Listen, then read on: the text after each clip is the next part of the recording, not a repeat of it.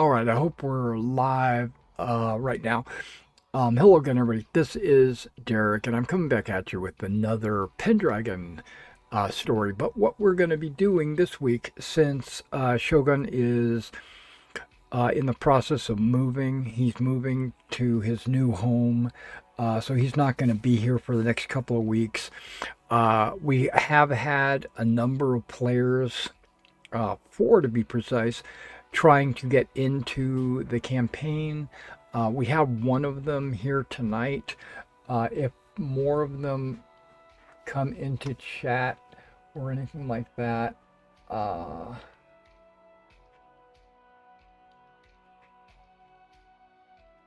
yeah, I don't see any of these others in chat.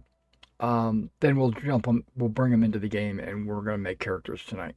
If character creation gets done in a reasonable amount of time, because there's only going to be one player, so we'd be able to rush through it. If character creation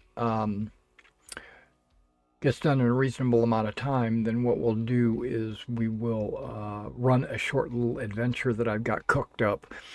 Um, it's actually like a sidebar style adventure. It is in the books somewhere, but there's no details, and it's a very, it could have been just been a die roll, but I've stretched it out. We're gonna do a little bit more than that.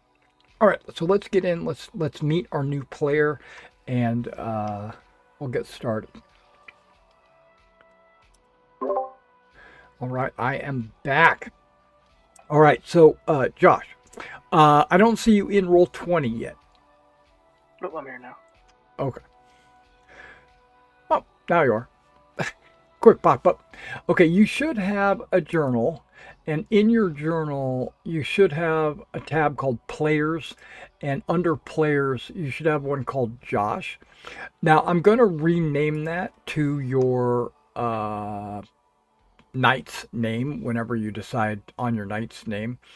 Um, but in there, you're going to have your character sheet, and you're also going to have a background sheet. Let me refresh because I don't see it yet. Yeah, no worries.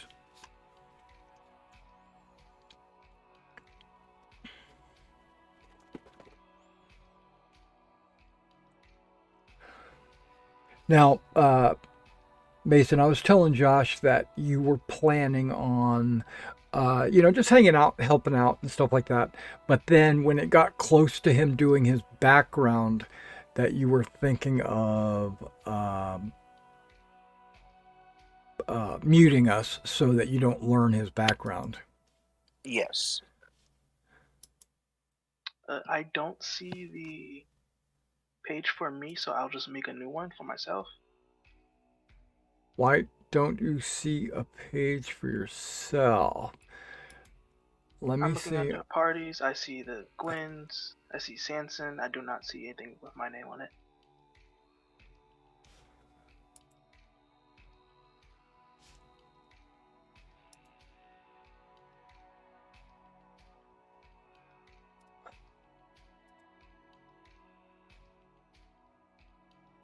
You are Josh in roll 20. It says Josh on it.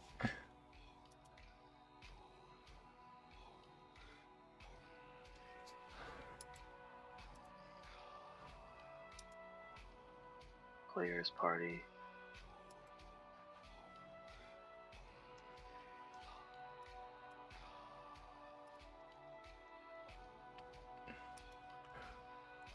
Yeah, don't not okay. Yeah, there's party, but you see Gwyneth. You should not see anything but party and Josh, and all you gotta do is open that up. Nope. All I see Gwyneth and Sanson, 2 player characters. How do you see them? Oh, you see Sanson's art. Okay, and you might see Gwyneth's art.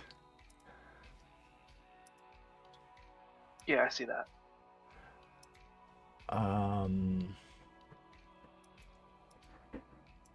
looking right at your character sheet, and it's got your name on it. It's got you edited. Let me go ahead and just I'm gonna take you off of it. Oh, wait a second. There's two The, Joshes here. the one I see is gone now. The one I made is gone now. Yeah, yeah, I deleted that. Um, okay, so hang on. For some reason, there's two Joshes in my game. Maybe I need to refresh.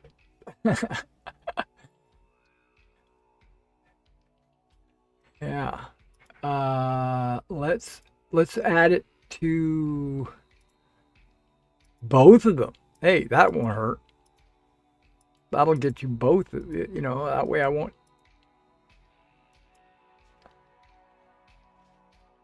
Did your character sheet show up? Oh, I see it now. There we go. Okay.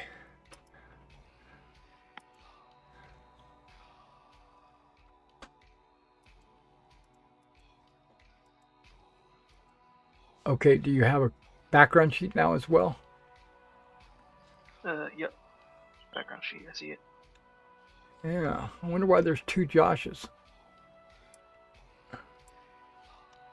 Because you're not in the game twice. I don't think. No. It's all good. All right. So the only character sheet you need is a character sheet, right? And then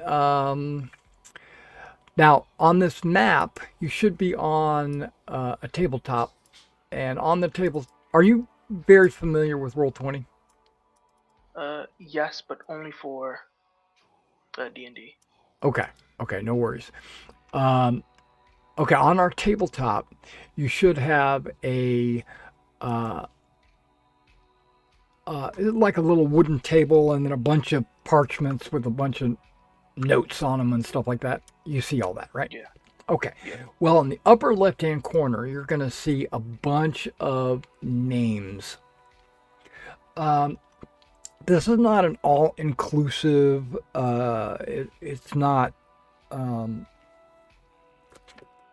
every name possible, but at this time in history in England, uh, some names you think might be common are not common, and some names you think are not common are common. Um, the people that are in this, the peoples are kind of a mix of Trojans and Romans and Gaelic and Celts and stuff like that, and so there is an ancient culture. I got some dirt on my keyboard. What is going on here? Okay, and yeah, so just pick one of those names. Now you don't have to pick a last name right now. Your last name is normally derived from a couple of different things. It could be a family name, but that's very rare. That's usually only royalty deals with family names. Normally, you're named after a location, like where you come from, or something like that, or some Okay. kind of distinguishing feature of yourself. Like you might be Joseph the Wise or Joseph the Rotund or something Less like of a that. name, more of a title. Right. It's just a way for people to know which Joseph people are talking about. You know, it's not last names are don't really happen um, in England for a few hundred years actually. So so right now you decided on Joseph. Mhm. Okay, that looks good. That's perfectly fine by me. Okay, so as we go through this, just gradually fill it out as we go. Is going to be 18. Okay. Um, you don't have any distinctive features just yet. Your lord, go ahead and put Robert in there. Um, your class will be knight. Your culture is Cimeric. And if you need to know what, how to spell it, it's actually on the board where it says the year is 511. Your character is a Cimeric knight. There you go. Okay, I see it. Yeah. Hailing from the county of Salisbury. So your homeland would be Salisbury. Your home would be Sarum.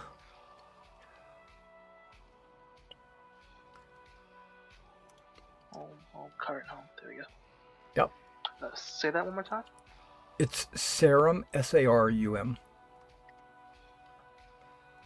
Okay. Yeah, that's all in the board. It should be there, so you could. I don't know if you can copy and paste that, but you can at least type straight up. It's super easy. Okay, now heraldry and motto, leave that blank. Not too worried about that. Now we're going to do our characteristics. Your characteristics, they have a scale very similar to D&D. 3 to 18, except that's not how you generate them. Let me. You're going to be.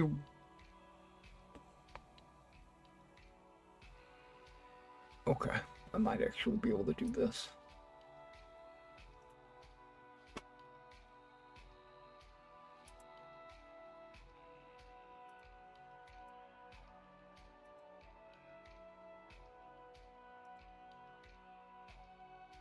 I am. Okay, cool. Okay, so there is the table of characteristics. You now where it says size 1d6 plus 5, that's a typo. That should be 2d6. They're all 2d6 plus 5. So just in the roller, just one stat at a time, you just go down the line. You roll for size. You don't get to roll and then assign or pick or choose or nothing like that. You just roll it and that's what you get. I'll go down the list. So size of 13. Yep. And then just type not 130. That wouldn't be good. Oh. 130 would be pretty big. Fucking giant. Yes. And just go down the line. And when you get to con, you can add an additional 3 to that.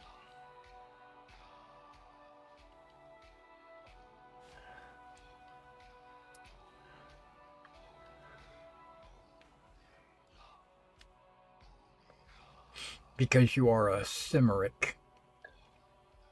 12 on dex, 9 on the strength.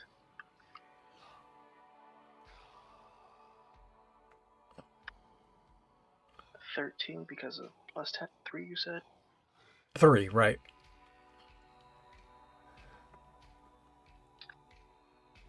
And appearance, which you can kind of think of it like charisma, but it's really it's more than just your looks. It's also like your attitude and stuff like that. So it's charisma, except they call it appearance. If you ever need to roll any stat, you would just click the name and it would roll for you automatically. You'll notice you have some derived characteristics like hit points, knockdown, major wound, unconscious. Those are automatically generated based on your stats. Okay. Okay, so there's a formula in the background that goes with that. You have a remarkably average character. Okay, so don't think that you're below average, because you're not, and you're definitely not like superhuman or either. Okay, but you're going to get some points as we generate the character to add your characteristics, so don't sweat that. Okay, distinctive features. Well, before we do distinctive features, let's do this. Where it says on the left side, where it says personality traits, Right there. You got it? Oh, okay, I see it. Yeah. Okay. So you need to choose whether you're going to be a Christian or a pagan. Um, the 99% of the population in the world is Christian. Um, Not 99%, but if you were to roll a die, if you roll 1d6, if you roll a 6, you're a pagan. So, so 1 out of 6, there's pagans. Pagans and Christians are not at odds.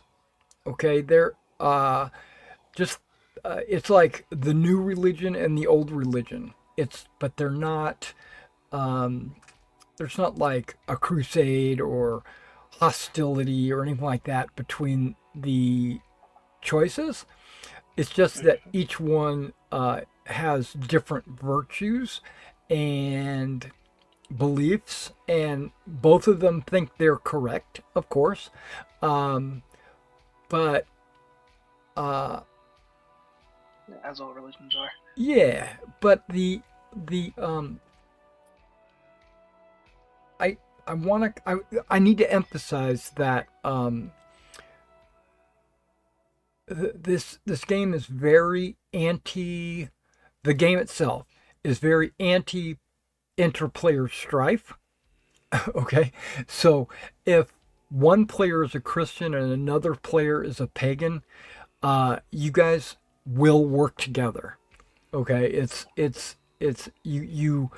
you both understand what is right and wrong. You both understand what is good and evil. It's just that you might go about it a different way. You know what I mean? Yeah. Yeah, I Okay. got you. I'll Okay. go with Christians to stay in the majority. Okay, perfect. Now, if you look on the left side where it says 3.4 distinctive features, right below that you'll see Christian virtues. Do you see that? Virtues. It's a table right there. Oh, okay, there we go. Yeah. I'm looking at two different screens.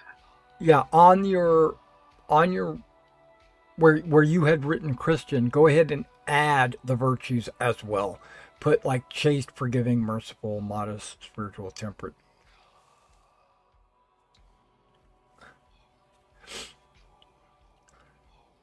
Yeah, that's exactly what I do. I put the little red checks just temporarily. You're going to want to remove those um, later. Oh, okay. So I just put like a number value right now. No, no. Where the words religious virtues and you typed in Christian, go ahead and type in chaste, forgiving, merciful, modest, Oh, okay. I see what you're saying. in addition to where it says Christian. Yeah.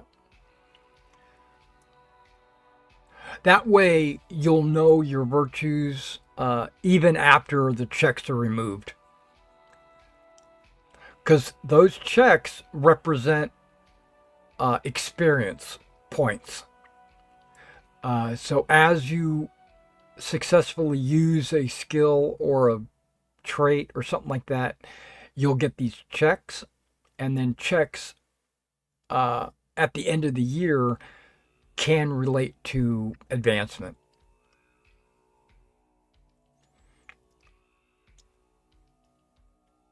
So throughout the year, you're trying to build up checks. Okay, then I'll remove those. Yeah. Well, you can leave them there temporarily, but that's all right. That's fine. You got it in got them in the virtues. Okay. So go ahead and roll. Now we're gonna on all of your traits. You're gonna be rolling all the ones on the left side. Okay. You're not gonna roll any of the ones on the right side. Uh, Yeah.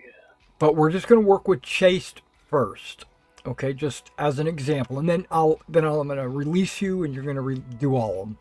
Okay, so normally you would roll 2d6 plus 3. Um, but because chase is a Christian value, you get an additional plus 3. Okay. So you can roll 2d6 plus 6 if you want, or you can do it however you want.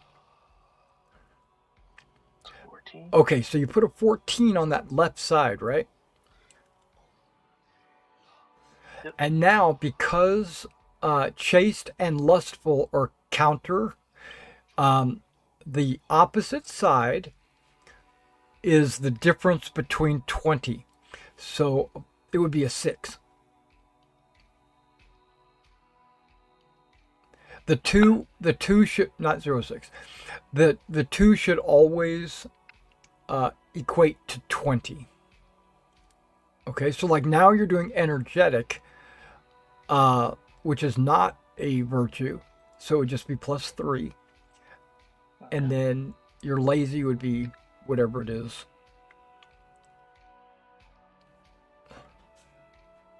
So like you got it. Okay, it'd be 10-10, right? And be careful about those zeros in the beginning. Okay, I see what to do. I'll go down Yep, the list. and just go all the way down the list. And valorous is different. That's 2d6 plus 8. Okay.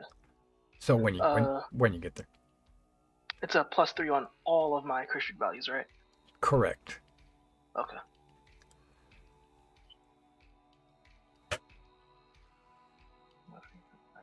So +6. 15.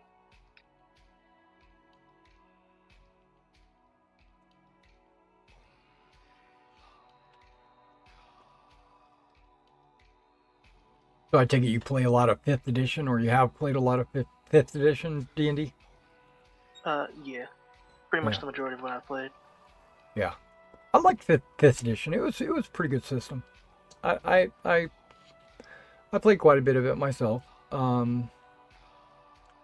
It's I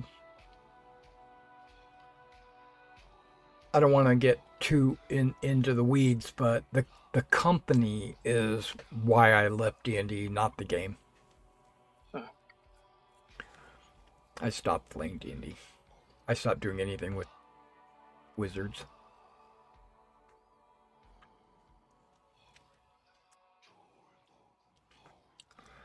For the most part, I've only really played like a homebrew, so never really touched their modules and whatnot. Yeah, that's good then. Because that was the problem I was having. I was starting to see a pattern.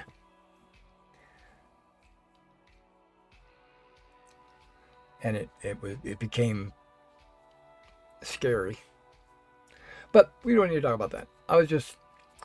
I just know that if I make a D&D reference, you'll know what I'm talking about. Yeah. Like advantage or inspiration, because Yep. those exist in this game, but they're called something different.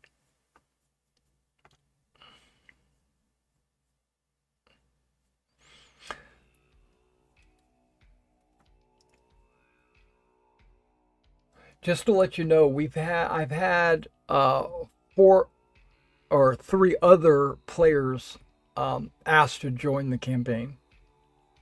Okay. Yeah, and I had a guy named Dusty, a guy named, well, 2 today actually. So this might have been too short notice for them to jump on and make characters. So maybe we'll make something this week.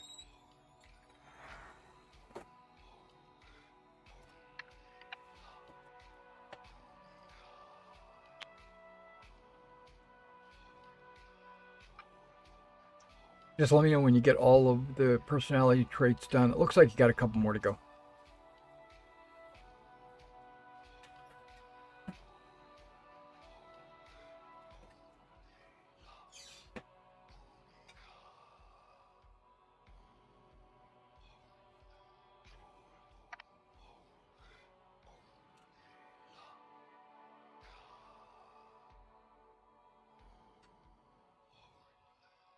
Ah, you got good temperament. Virtuous is a D8 +8.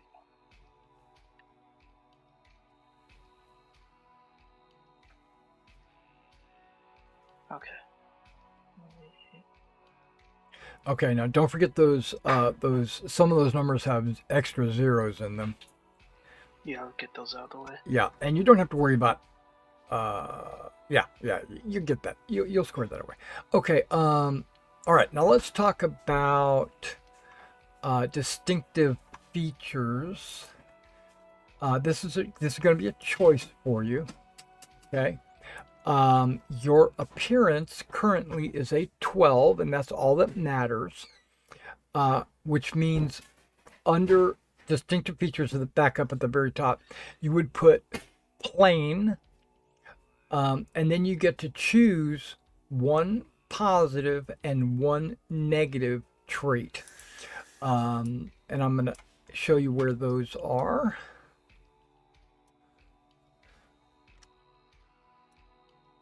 They're right there. They're on the table. Okay. Now you're going to see there's categories. There's physique, limbs, hair, face, speech. Each one of those has positive and negative traits. So you can have a positive physique and a negative hair if you want. You just need one positive and one negative from any of the choices. Gotcha. And there's a lot of them. So take your time.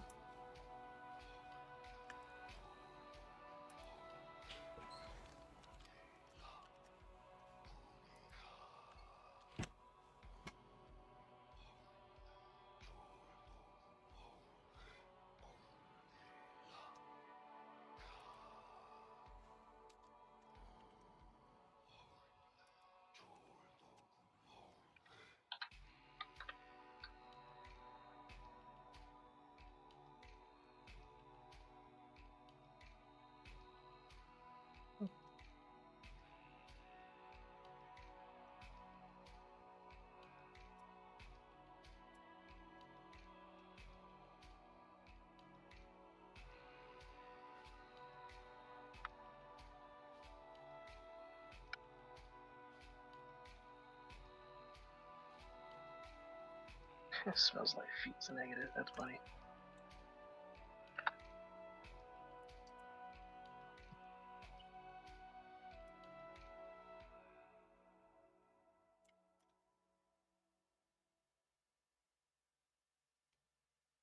Smells like feet, which should be a negative, I would think.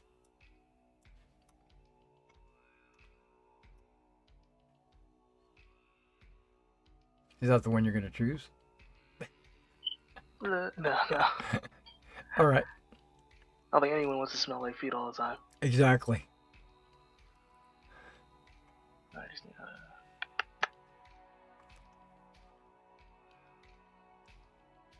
I like how green eyes is considered a negative.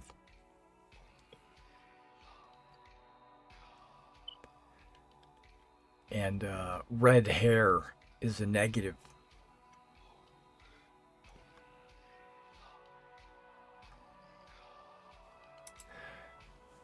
Signs of the devil and all that, you know.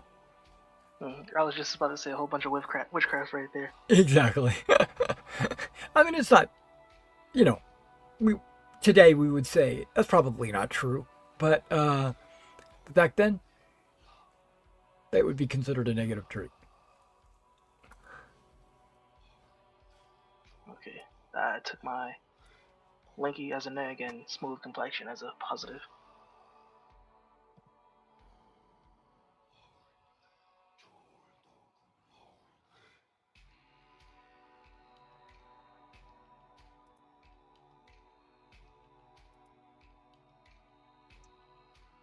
I don't know if you meant to do this, but you've got a watch stream on there on Discord where I don't need that because I can see your character sheet. Okay, I'll turn that off then. Yeah. That was to show you the whole journal thing. Okay, so you are lanky and smooth complexion. All right, that sounds good. Lanky, huh? All right, so the next thing you're going to work on is passions. You automatically get a handful of passions, and you're gonna have to add these. Okay, on your character sheet it says passions, but it's there. There are no lines, so you'll need to add at least 6. Um, and the passions that you start with are listed right there on the table.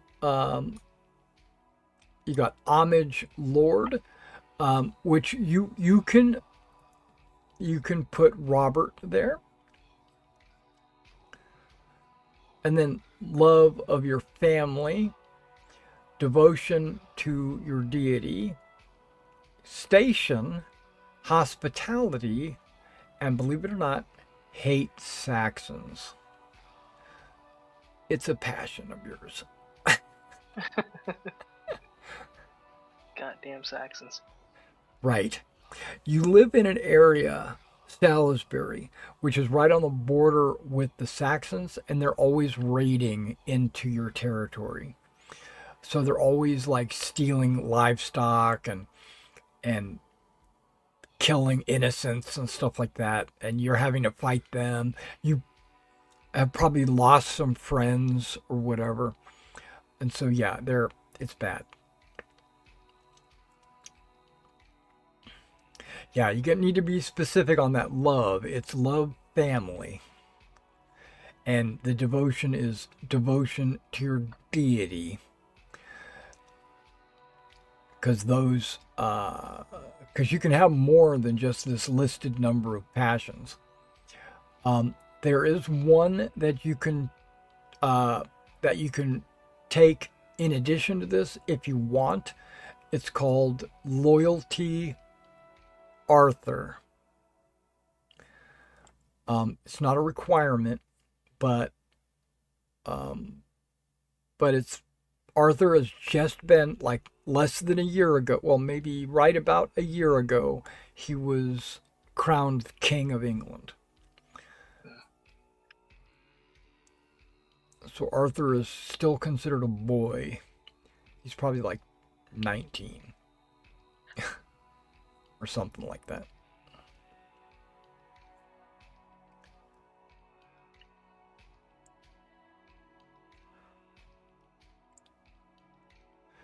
Now,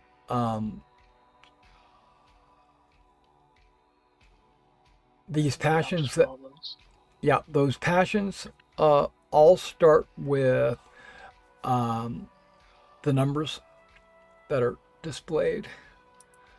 I'm gonna see if I can add one. I can't. Okay. 14, 17.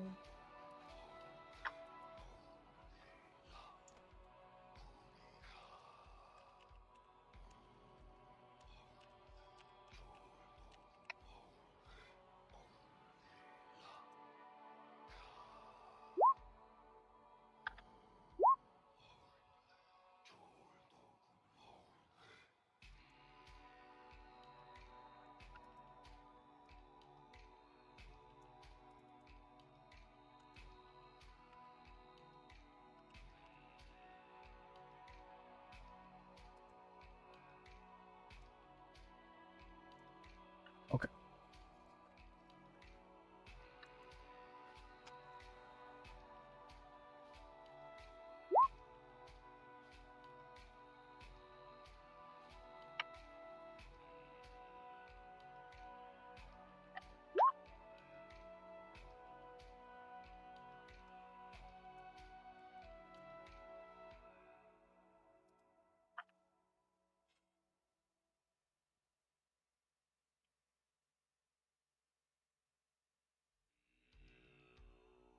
And loyalty Arthur Is is that a 1d6. flat d6? It is.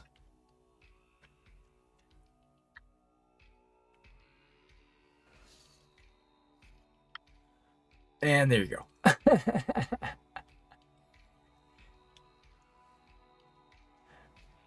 that can be changed. Okay. So before we don't forget, loyalty is to Arthur. So you want to make sure that you put Arthur there, because you can be loyal to a lot of different things, and you can hate a lot of different things and whatever. You can also develop new passions as you go if you want. That's you can just declare it to me at the time, and we'll work it out. Uh, you're going to get 46 plus one additional points to add to these current passions. But let me tell you what the passions do for you before you start making that decision. Okay. It's a game mechanic thing. So in the game, you're going to um, you're you're going to run into situations that you want inspiration. You want bonuses to happen. A lot of times it's fighting, but sometimes it could just be talking to the local lord, or it could be uh, trying to swim across a river. It could be anything, right? So you can, if there is a passion that you think might motivate you to be more, you know, empowered to do this thing, then you would ask the game master, "Hey, I'm fighting this Saxon. Can I use my hate Saxons passion to get a bonus?" And then I would say, "Of course, right?"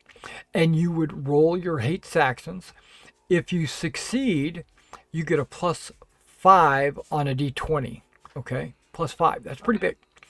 If you crit, you get a +10 for the entire encounter, not just one battle, Oh, not so just one just like swing, right? situational bonuses. It's a situational bonus. Now, if you fail, you'll get a -5, and if you fumble, you get a -10, but you also have a possibility of becoming melancholy, which basically means you become incapacitated, basically, because you're a failure or whatever it is. You just like, I hate these Saxons so much. Why are they attacking? And then you you ball up into a corner somewhere and you cry, right? Yeah. And then, and that's possible. So you have to weigh: do I want this plus good enough, or do I feel like, my love of family of 17 is high enough that I'm probably not going to fail, right? So Yeah. you can add, you can go ahead and roll 46 plus 1, and you can add these to your passions, but they can't go higher than 15. So basically, your love family is maxed out for right now.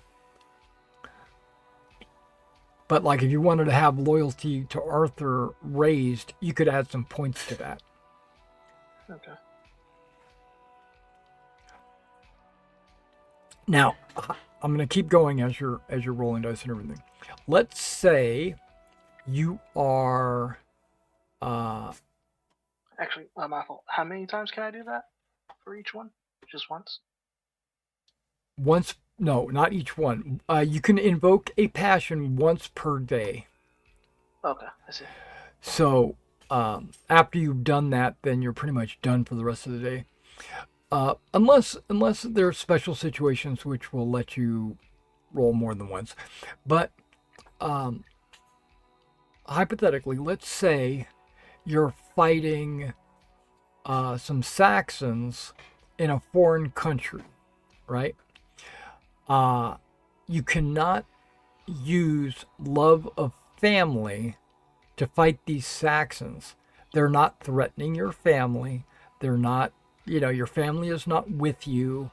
You can't just say, "I want to use my best passion because it's the highest."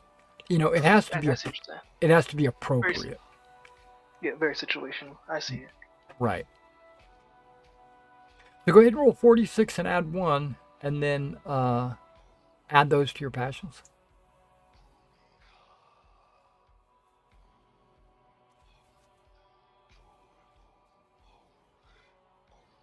I thought honor was a passion you're supposed to have. Wait a second. Before you start adding, I think honor is supposed to be one of them. I don't have that on there. Okay, let me double check that. Let me double check. Because I think honor is one of the passions.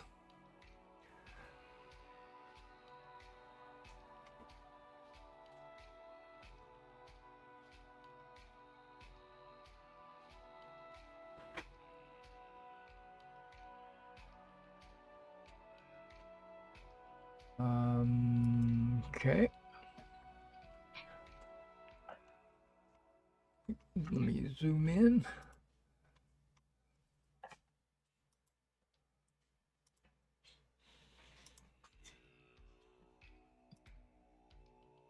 Passions.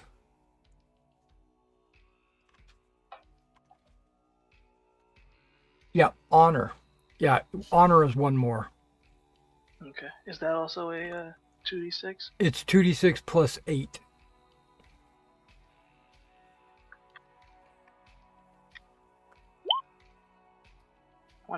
Oh my gosh. It maxed it out.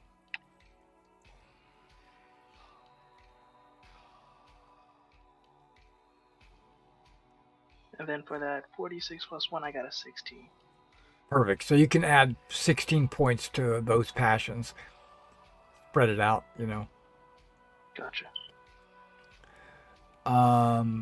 Some of them you're going to want higher than others.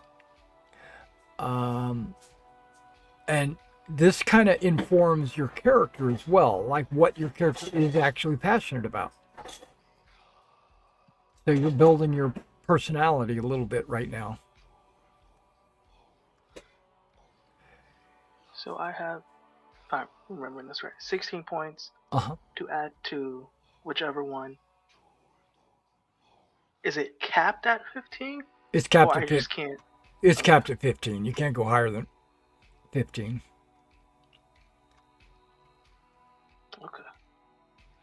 In that case, 1 point. I'll put 1 point into homage. I think I'd like to bump up my hospitality a bit more.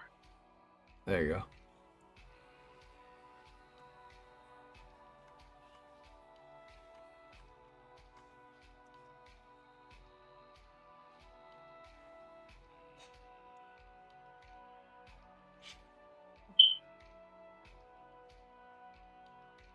Yeah, bump that up more.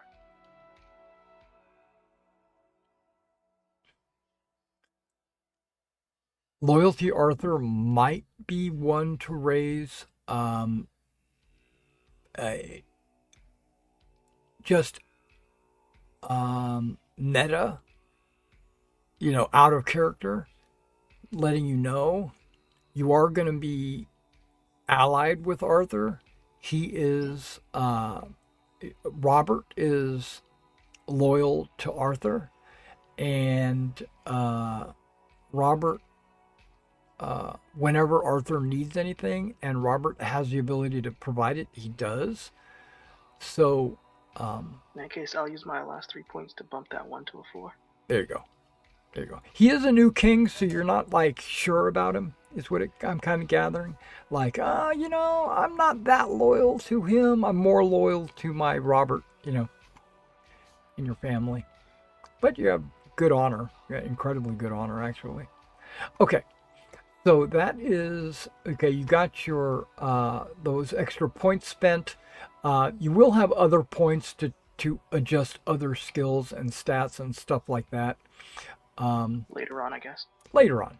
So, well, during character creation, because you're going to go through like 4 years of as being a squire before you become knighted. And that goes real quick. Don't worry about that. Okay, knight skills. If you 3-5.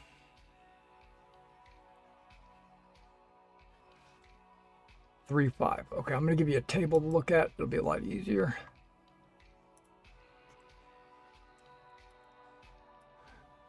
There we go. Okay, so you see those skills, you can just transpose those numbers directly into your skills. Okay. Um, if there's any kind of math, you go ahead and do the math. If there's a rounding, you round it off. So if it's zero point 0.4, it goes down. If it's 0.5, it goes up. There's no always round down or always round up. It's you round it off in this game. For my courtesy, it says uh, my parents -5. Is that correct? That is correct. Okay.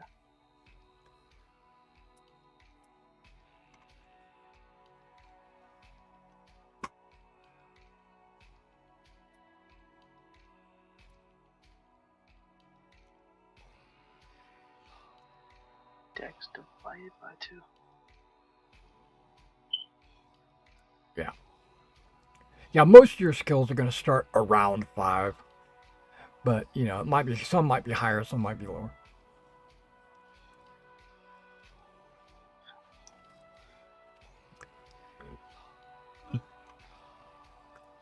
There's 2 skills on here I want you to recognize. One of them is literacy. Literacy is a 0. And what that means is you do not know how to read and write. You are a knight. You are not a bard. Okay. Like no proper education and whatnot. No, there's proper education, but it's all combat. Yeah, and dancing and flirting and courtesy and being a noble and none of the read and write. That's usually reserved for like the priesthood. Like when the Bible was introduced, nobody knew how to read it.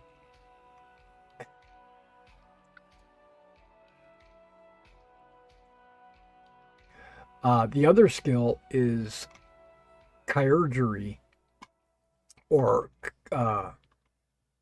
think surgery, or being a doctor.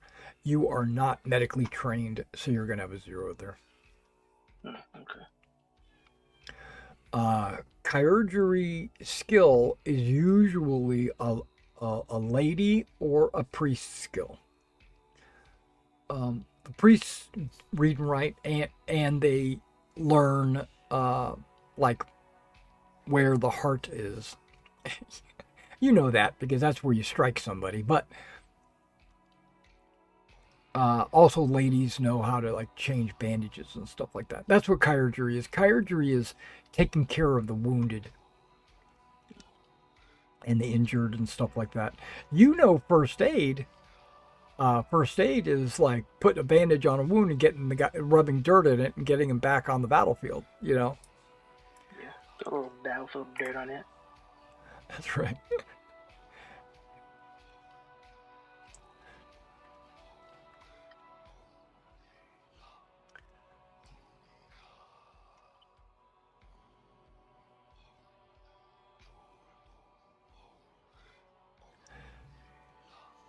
A lot of these, some of these skills are not knightly skills. They're just skills that people have. Um, but most of these skills are skills that you're going to use in your everyday life, like hunting or flirting. Those are knightly skills. Well, not necessarily, but I know hunting is. Flirting is not necessarily a knightly skill.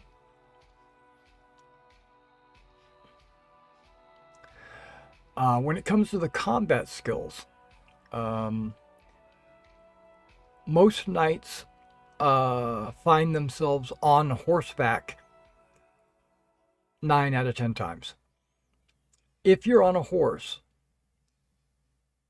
you have to use the lower of the 2 skills, the weapon or horsemanship.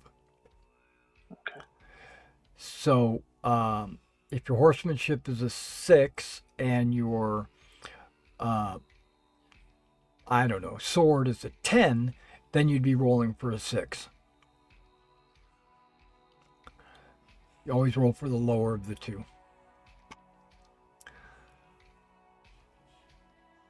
Charge is a special type of attack that you can only do while on horseback. Because in this game, you attack and then move. Always. Okay. So you can never move into a fight and attack. Okay, so there's none of this. I run up to him and hit him over the head. It's I run up to him and then on the next turn I hit him over the head, and then run away or whatever. But yeah, it's always the movement portion of the turn comes after the attack. Okay. Combat is done simultaneously. So if there's an opponent across the field and you're across the field, you both declare your actions. The opponent says, I'm going to run up to him, and you say, I'm going to run up to him, and then you do, because you can't attack each other from across the field. Right? So it's a little bit of a timing thing going on. But and then once you get there, then you roll a die, I roll a die, we compare the results, and then it determines who dies. Okay, so my attack skill, let's just use sword as an example. My sword skill is not just a sword skill. It's also my ability to defend myself, right? Okay. Because it's while using a sword, you're fighting. And it's not just one sword swing. You're not just doing like bonk over the head. It's a whole melee round. You're 6 seconds, you can probably strike the guy 5 or 6 times. It's dodging and parrying and, tripping and pushing, and all this stuff is happening. Gotcha. So you roll your die, I roll my die. Whoever wins kills the other guy. Not exactly, but yeah, take damage. Okay, so you're going to get to add some points to your skills. But before you do that, you want to look at the nightly skill values table that I gave you. Okay, I'll give it to you again if you close. You'll notice there are some of those skills with asterisks next to them, like awareness and courtesy and first aid. Those are considered nightly skills. Okay. They have to be at the very bottom in the gray. You're going to see where it says Minimum of 10. a 10 in those, in brawling, charge, sword, and 2 non-weapon nightly skills. Those are the ones with the asterisks. Okay. So, before you spend all your points, make sure you qualify for knighthood. That's all I'm asking. Okay. But because before you go to spend points, because you're a Cimeric Knight, you get a +3 on charge, horsemanship, and courtesy.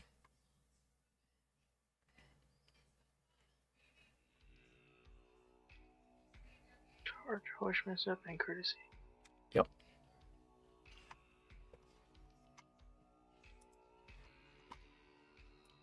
Okay. Okay, now, your family, while you were growing up, you inherited a skill or a task or some kind of history. So give me a D20.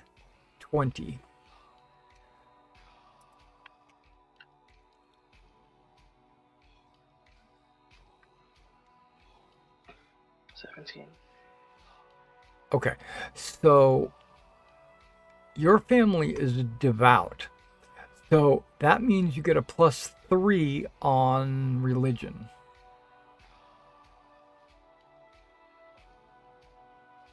Okay. Perfect. Okay, so that was your family characteristic. Um, you get 10 skill points to add To the knight stuff, right? to any of your skills. Any of your skills. But remember, you want to qualify for knighthood. Um, you can't raise anything over 15. Um, you cannot raise anything with a starting value of 0. So no literacy. And if it's an appearance based skill, it cannot be higher than your appearance Okay. or appeal. So I have 10 points to put into these skills. Any of your skills. Right.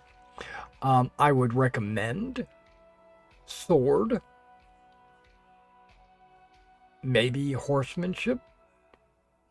Bring them up to 10 is what I'm saying. It's 4. That's 8. Awareness is a good one because that's kind of like perception. It's your ability to notice things around you. I'm just throwing stuff out. I'll put the last 2 points into awareness then. Do you qualify for knighthood with those points? No. I got a 10 in sword and horsemanship, but a 7 in awareness. Yeah, don't worry about it because you still have 4 years of being a squire. And if you don't qualify for knighthood by the end of these 4 years, then you're still going to be a squire in the game. But I wouldn't do that. Okay. Right. There's something I'm missing.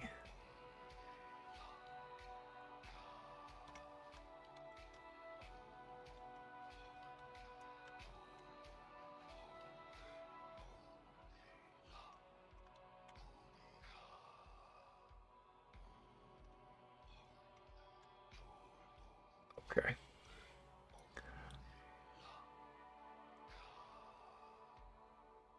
All right. So you get we're going to do the 4 years of being a squire. You get a bunch of points, and I want you to direct your vision to this part of the map where it says training and practice. You're going to get 20 points to give to your skills. Okay. You're also going to get 4 points to add to your personality traits and passions. Okay. And then you're also going to get 4 points to add to your strength, size, dex, con, or appearance. So your stats. Is there a cap on the characteristic stats? Yeah, they're all 20. I see it. well. The characteristics cannot be higher than 18 unless it's Constitution. Then it's 21. Okay.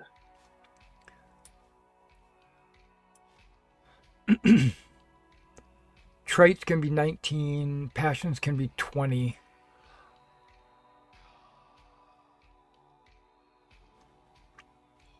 But remember, you want to qualify for knighthood, so make sure you get your...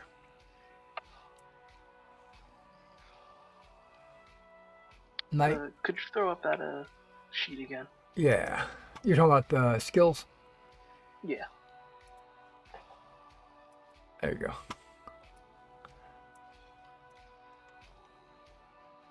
One, two.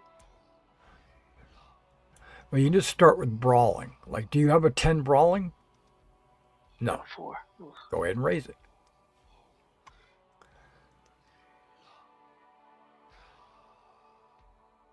6 of your 20 points. Do you have a 10 charge? No. Well, you can just spend 1 point there. It's 11. What else is missing? Sword. 12, 13, 14, 15. Okay, so you have what, 5 points left? Yep. Well, it says you I need guess don't go to 2. battle. It says you have 2. Is battle on that list? No. You have 2 non-weapon knightly skills. Do you have 2 non-weapon knightly skills that are 10? Well, you got courtesy. That's fine. Courtesy awareness. Your awareness is not. Oh, it is. Okay, good.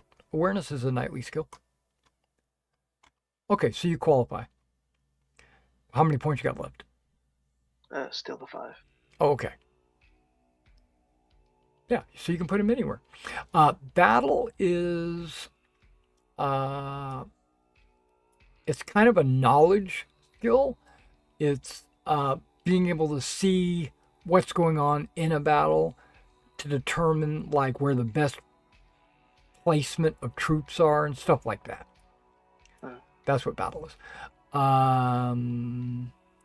Hafted would be things like a mace or an axe. Two-handed hafted is exactly that.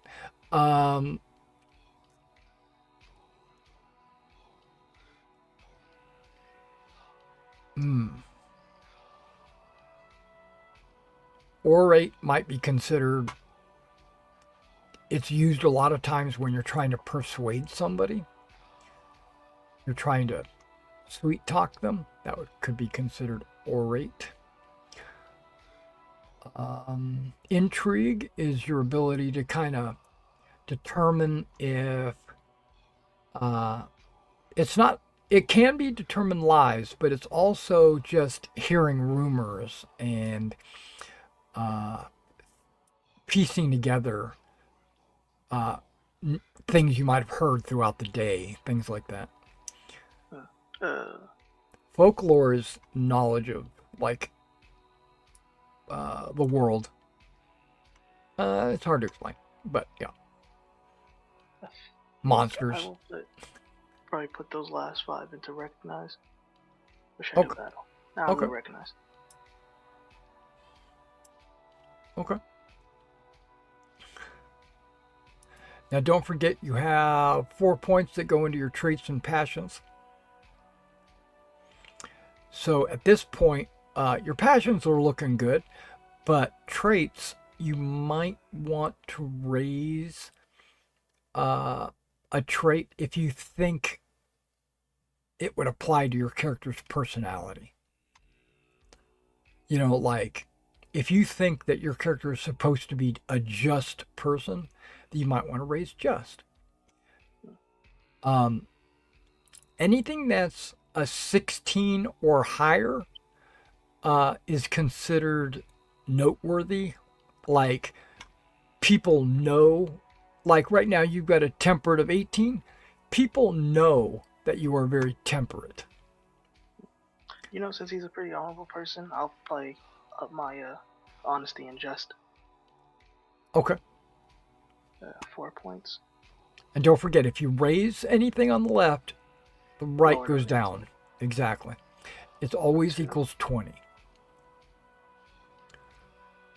And don't forget your 4. Now, before you start spending points on characteristics, I want to explain these a little bit. I know you're probably familiar with all this, but it's just good to share this. Size is not necessarily height. It's also like bulk and girth or whatever. It's mostly is height, but it can be considered how muscular you are or how big you are. Size is a characteristic that stops growing at 21. Okay? So when you hit the age of 21, if you decide to raise size, which you can, it says you become fat. Okay? You're making yourself bigger in wide, not like height. Okay. Strength is something you might consider raising because it's a 9. But remember, these derived characteristics will change based on your stats. Con affects your knockdown, I'm sorry, your major wound, where size affects your knockdown. Dexterity, it affects, I think, your knockdown as well. And I think unconsciousness is, I think it's half your constitution. I think is what it is. Now, hit points is also, constitution is going to affect your hit points. Now, let's talk about hit points real quick because this is something you're going to want to know. On your character sheet, if you scroll down below the combat skills, you're going to see an area called attacks. You're going to see character damage. So when you strike somebody with like a one-handed sword or something like that, you're going to do 4d6 damage. Okay, if you critical, you'll do an additional 4d6, but usually you're just going to do 4d6 damage. So on the average, what is that? That's like 12 plus 2. You're going to do 14 damage, right? And if you look at your hit points are 26. So you could probably take one hit and you would be at what, 12? Right? I think that's where you'd be. So you would not be unconscious, but you would have taken a major wound. Because if you ever take your major wound in one strike, you are knocked out, and it's because your arm was broken, your head was caved in, your chest was pierced, something major happened to you, and it caused you to pass out. Okay, knockdown. If I strike you and I do that much damage or more, there's a chance that you will fall down. To determine if you fall down or not, you make a dex roll. So you just roll dex. If you succeed, you don't fall down. But if you fail, you're on your butt, right? You got to get up. Hit points. Now remember, you just took 14 points of damage from one hit on the average. Let's say the fight is over. Everything's good to go. You look down here at the bottom right there where it says healing rate 3. That healing rate is per week. So in 7 days, you'll get 3 hit points back. Okay. Right? So to get those 14 points back, it's going to take you a month or 2, right? Okay. And that, so time flies quite fast. Most people don't sit in the hospital, for very long. Usually they get hit, they're in the hospital. The next encounter or the next quest or whatever is like 3 months down the road. And so everybody's healed up and ready to go. That's usually what happens. As you start adding points to your characteristics, you're going to see these derived characteristics change. So that's up to you how you want to do it. Go ahead. You got 4 points. Yeah, I guess honestly, I do want to put more points into strength and con. So Yeah. I'll drop 2 points into strength, 2 points into con. There you go. Oh, come on. And sometimes it's good to have an odd number because remember, everything rounds up. So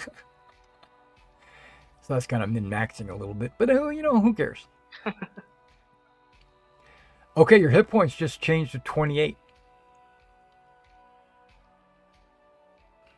And your major wound is a 15 now. And your movement rate changed to a 17. That's good. Movement is determined by strength, not dex. Yeah, what does dex have to do with movement?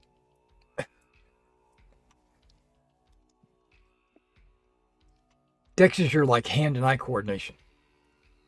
Oh, Um, I'm curious though. You would think it might, right? But let's see. Movement rate is strength plus dex divided by 2 plus 5. So okay. so strength and dex both have an equal part to play. So what are you looking at? You're looking at like 27 divided by 2 is 14 plus 5. Wait, am I doing my math right? Oh, I'm looking at the wrong thing. Okay. Yeah, strength and dex. Yeah, you got 23. Halved would be 12 plus 5, 17. Yep, there it is. And what are the armor points? Yeah, depending on how much armor you have on. Um, Most likely you're going to have 10 armor points plus 6. So you'd go 10 plus 6. That's what you'd put in there. Okay. All right. So now we're going to the knighting ceremony.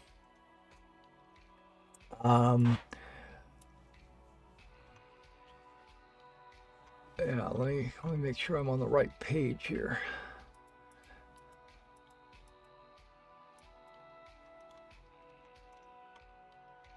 Yeah, there we go. I'm going to give you or there is already a handout in the items, knightly gear. Here we go. This is everything that you're given when you become a knight. Okay. So you have like a mail hauberk, an akaton, a nasal helm. That gives you 10 points of armor. And then a kite shield, which is 6 points of armor. So like, remember when I did those 14 points of damage? Mm-hmm. If you were successful in getting your shield in the way, you would have taken 0 damage because your armor would have absorbed 16 points. All right, so we're gonna talk about glory right now.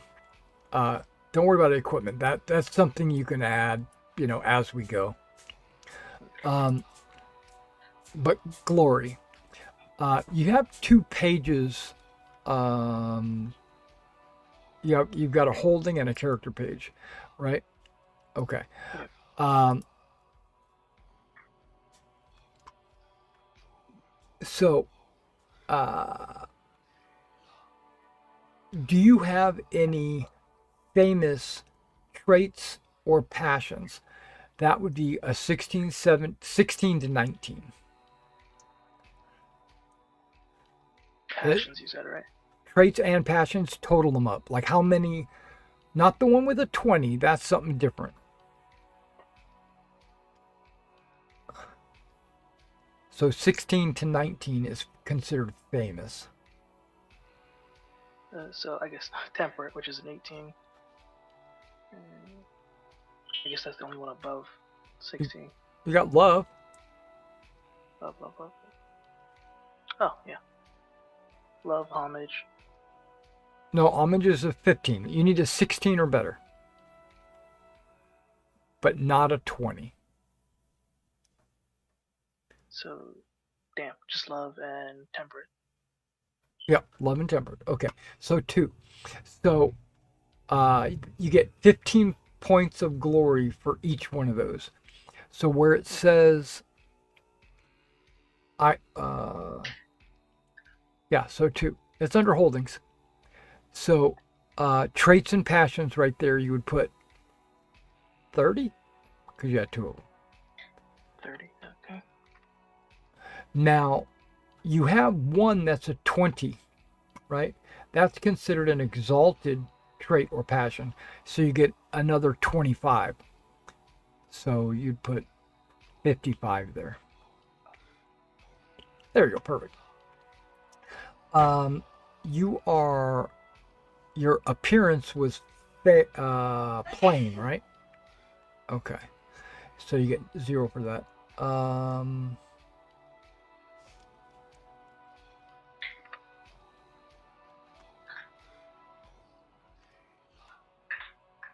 Right. Okay.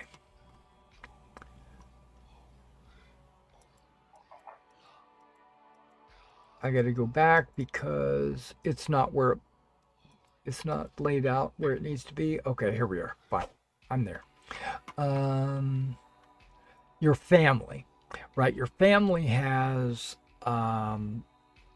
a history, and that history gave your family, or primarily your father, um, glory, and you inherited some of that glory. Would So that be the estate glory? it will be. Okay. You're gonna roll uh, 66 times 100 and add 2,000.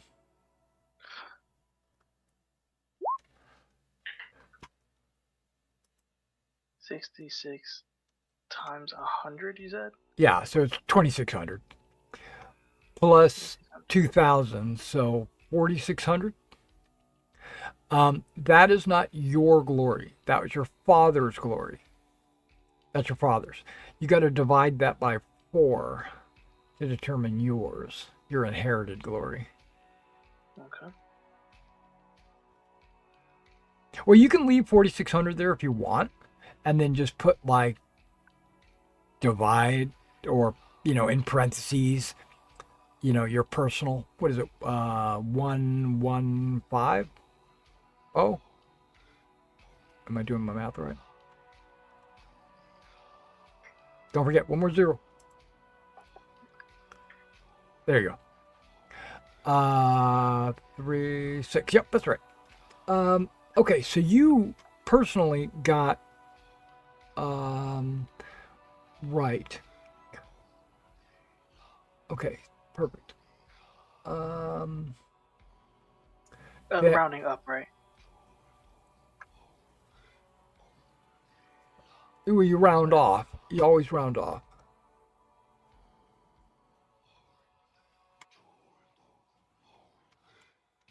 Okay, so how many? That's 2. Okay. So your father had 2 events. So where it says history and events, um, if you want to put current game year, you can. It's 511. And if you want to try to figure out when you were born, just subtract 18, right? Um, and you were squired when you were 14.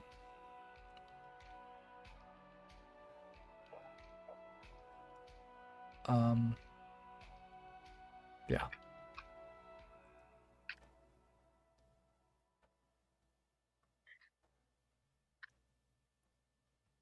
When did you say it was squared again? When you were 14 years old.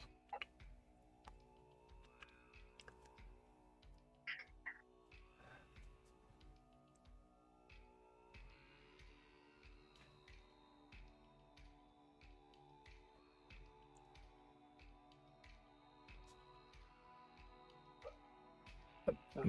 Math isn't mathing if you're born in 496.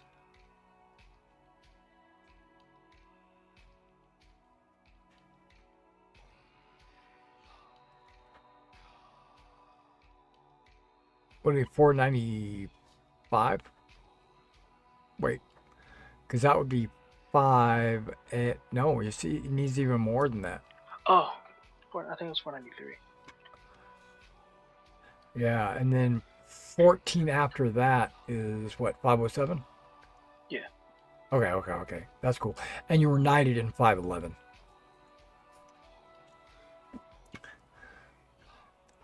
Yeah, you're not landed The round table has not been developed yet, so that's not even a thing. So don't worry about that. Okay, so your father has two historical events, so you're going to add two lines. But first of all, roll a d6.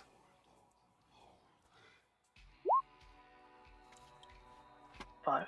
Okay, 5. That's a quest. So he went on a quest. Roll a d6. 2. 2. Okay. It doesn't say what year this happened. So just know that this did happen. I'm going to put it in.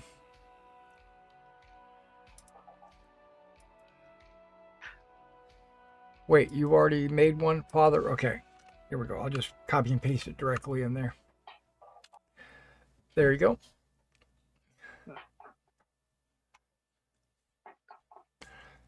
Interesting.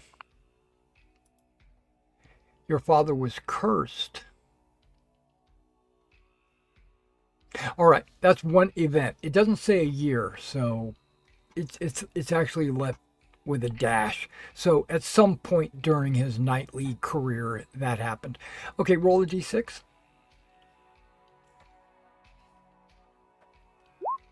Another 2. A 2. Okay, this happened in year 490. Year 490. He participated in the Battle of Lindsey.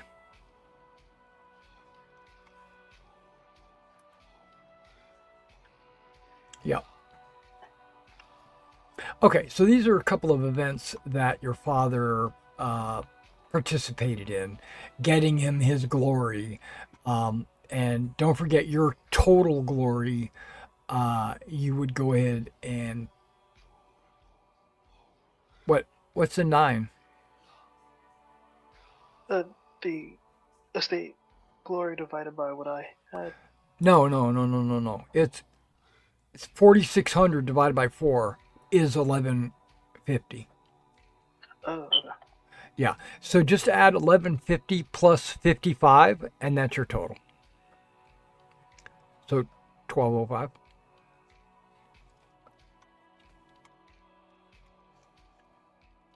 Yeah. Perfect. Exactly right. Okay. Okay, let me get back to where we were. Okay. Page 55.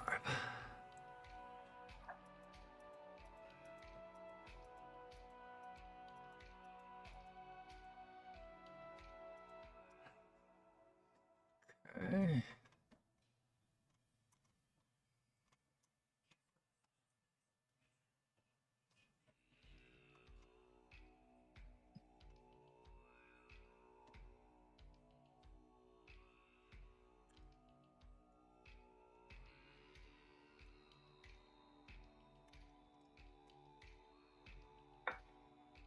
Okay, so Robert knights you, right?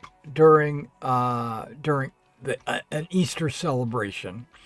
Um during that. This would be one of the events, right? No, well, you can put it in there if you want. Um, yeah, but I would.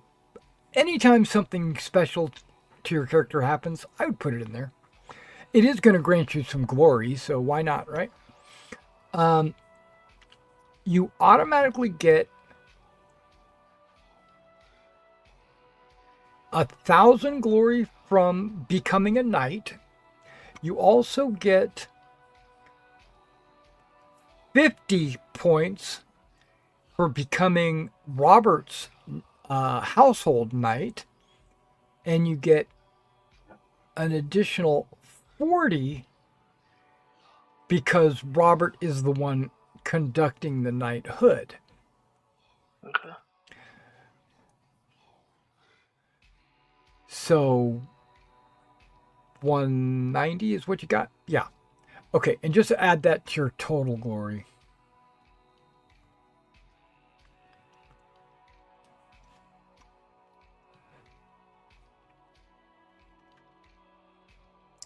Okay, glory is think think glory at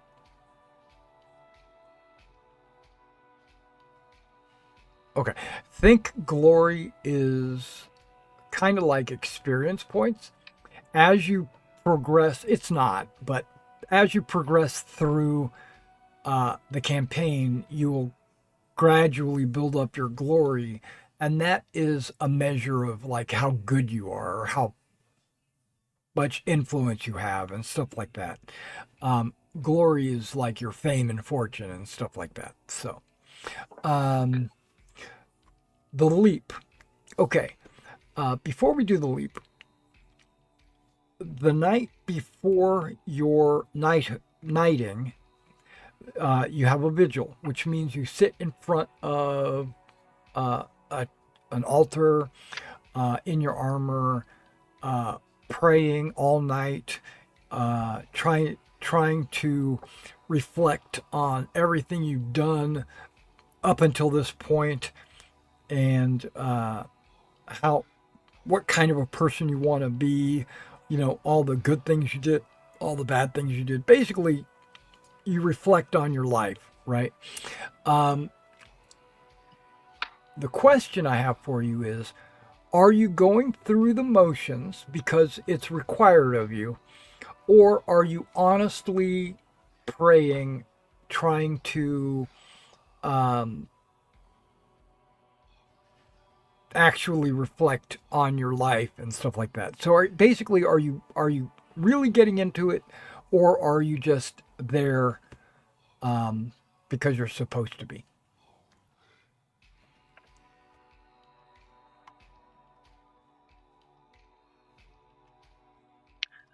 He's not very devoted, so I guess he would just be there to be there because he has to be.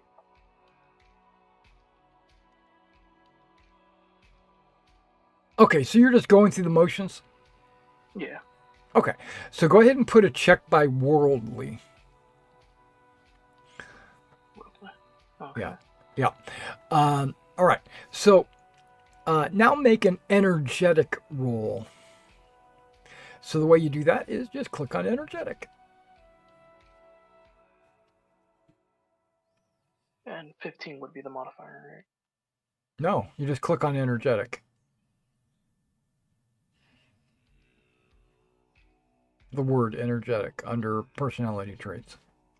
Click, and then there's a Enter, enter. modifier. It's Yeah, just okay. Yeah, okay. okay. Yeah. If there is two, it's because one is a like a two hit roll and the other one is a two damage roll modifier, but there was no modifiers. So you rolled a one, which in this game is really good because you're trying to roll less than your skill or your number. A 20 is considered a fumble, not a crit. If you roll the exact number, like your target was a 10, if you rolled a 10, that would have been a critical. Okay, so when you roll equal to the threshold, it's a critical. When you roll less than, it's a success. You can go ahead and put a check by energetic. Normally, only because this is a special case, but normally it requires a critical or a fumble for you to get a check. If you just do what you've been trained to do, you're not learning anything. But if you like make a really bad mistake or if you make a really great success, you go, "Oh, I might try that again next time." So yeah, criticals and fumbles is how you learn. Um, all right. So you successfully stayed awake the entire night.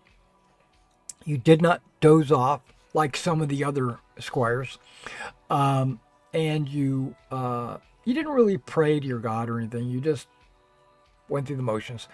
So the next day uh, is the leap, and what everyone does is they run outside and they try to jump onto the back of their horse in one leap. And you just have to make a dex roll for that. It's your tradition. So under Dex, you just click Dex and you fail. Okay, so what that means is you jumped about halfway up the rump of the horse, and you hit it and you slid off and no success. Okay, no problem. So most people don't make it.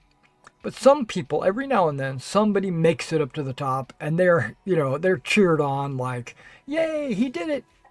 Okay, but failure is not like a disqualifier or anything like that. Okay. If you succeeded, it would have been glory.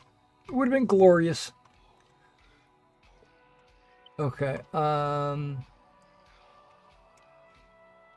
Right. Okay. So during your knighting ceremony, you are given a family heirloom from your family. Roll a d20. 7. Uh,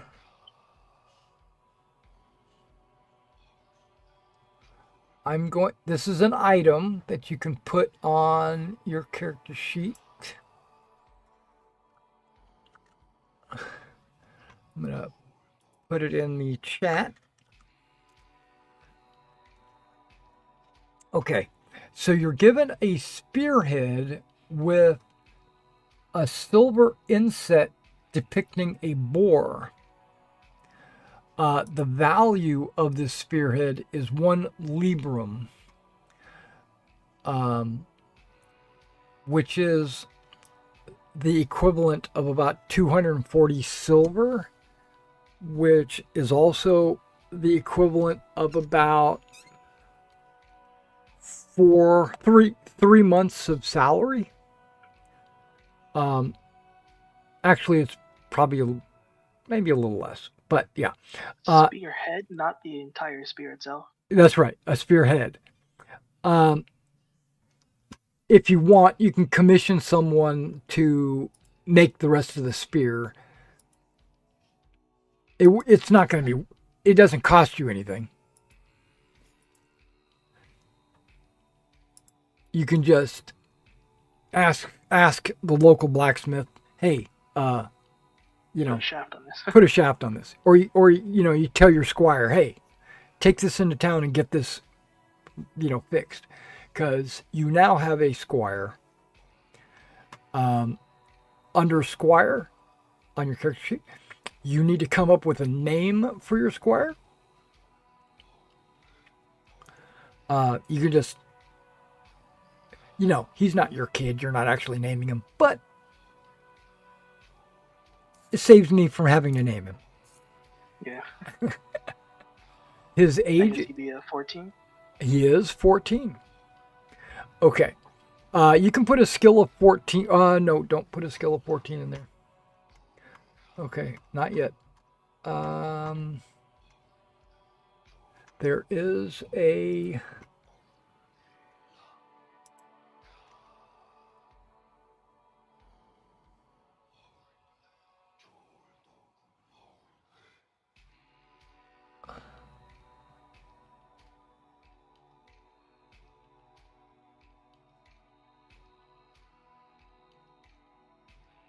I would have thought it would be right there, but it's not right there.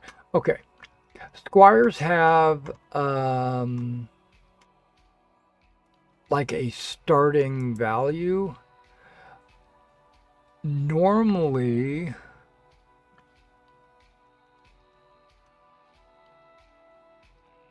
I'm scrolling. Let's see if I can find it.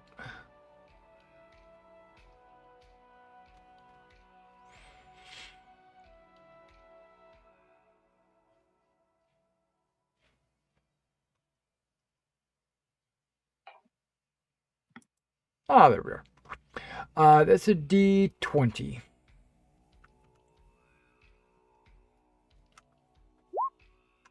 Nice. Skills of 15. Any modifier to that, or just a D20? It's just a D20. And you got a 15? Okay. So he is the second son of a vassal knight. I will just copy and paste that in there for you. under your Squire notes.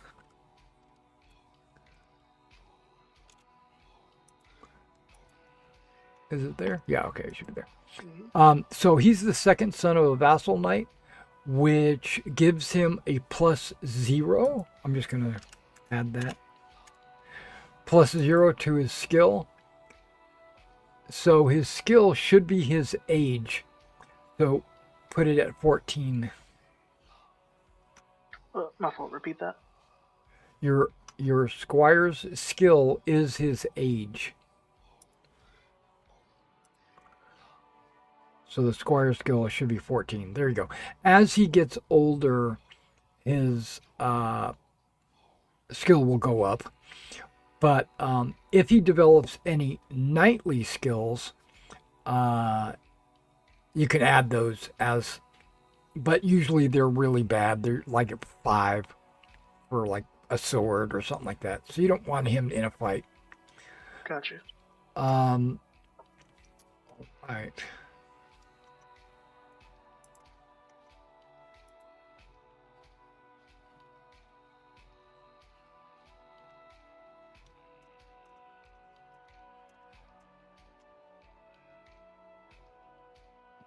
Okay.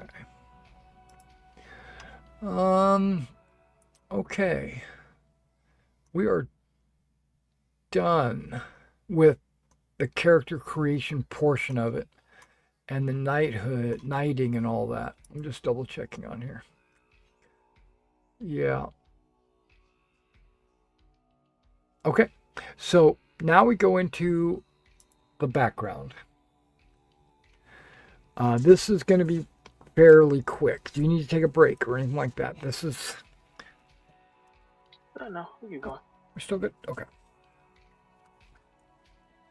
I'm pulling a book out because now there's going to be a lot of die rolls.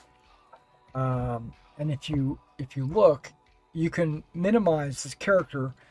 Double click the title and it'll minimize. And you can go ahead and bring up your second sheet, which is the background sheet. Okay. If you spread that out, like drag it open, spread it wide, the things will start to line up.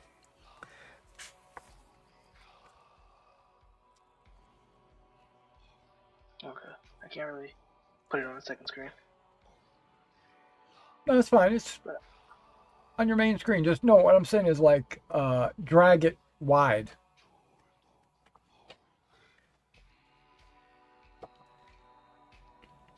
So it's not so compact.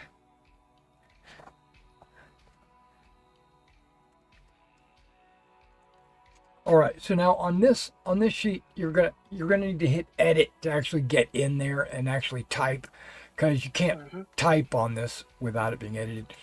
A lot of this you can leave just blank. You don't really need to worry about your race. We know what that is, and your name and all that. Even though you can, where it says Josh background sheet, you can change that to Joseph if you want. But where it says mods, you'll see over on the right side, it'll say CU mod, soul mod, title mod, all that. Those are numbers that you're going to need to fill in as we determine what those things are. Okay.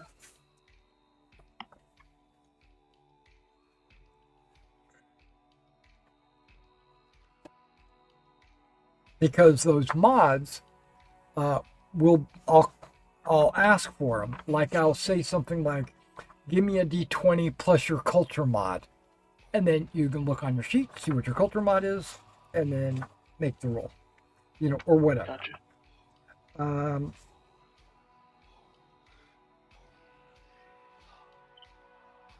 Your culture mod is 4. Under culture, you can say civilized, because you have a civilized culture. And then under the culture mod, it's +4.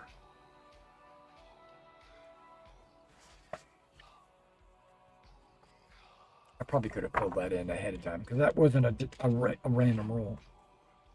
Gotcha. Okay. Civilized, culture mod +4. Yep. Your social level would be noble, and your social mod would be +5.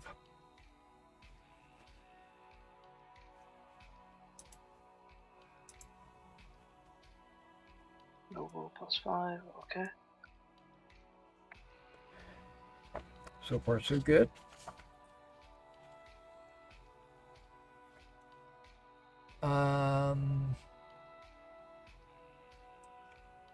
Okay. Where it says parents' noble title, and all of that, you can just put knight or vassal knight under parental noble title. Mm-hmm.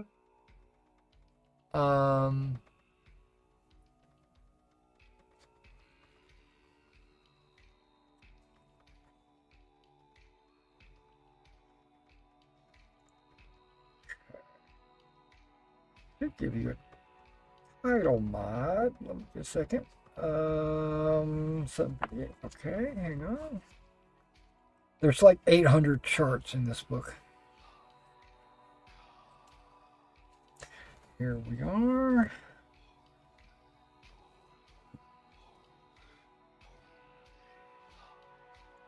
Civilized.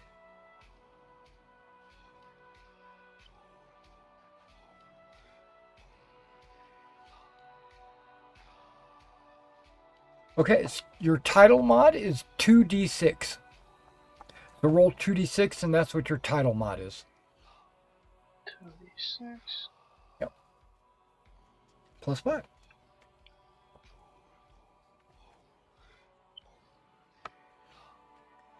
Okay, now here's the one I love. Legitimacy mod.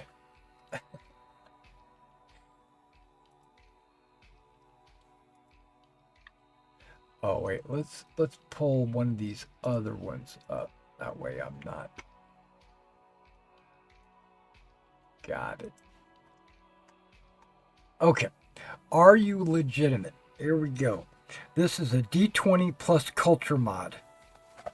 So you roll a D20 and you add the culture mod. And then just tell me the number. The end result is 16? Mm-hmm. Okay. You are legit.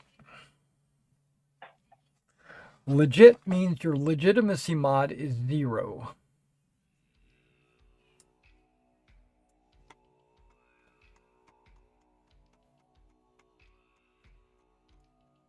What is going on with my...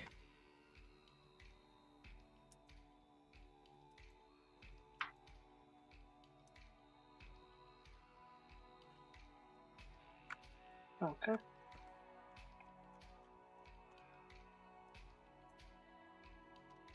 I'm having an issue. Just a second.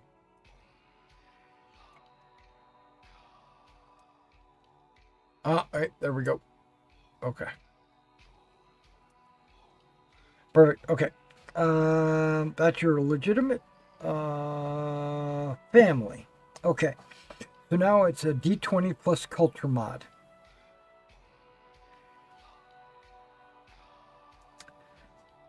Be prepared to roll like 100 times. My fault. Repeat that last bit again. D20 plus culture. For what mod again? Culture. D20 plus culture. D20 plus. So 12 total? Okay.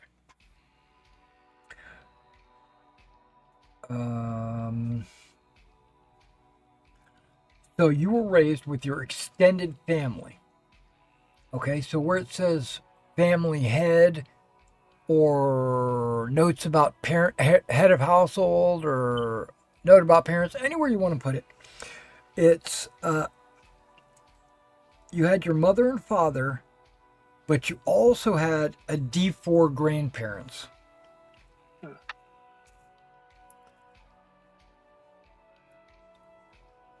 Okay, so all your grandparents.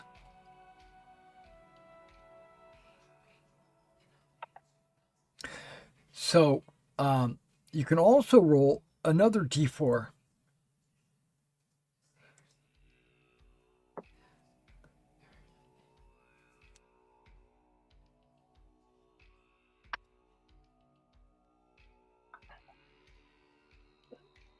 One more D4. D4. Yep. 1. So there's one aunt or uncle or cousin. So somebody from your aunt, uncle, cousin uh, was also in the keep.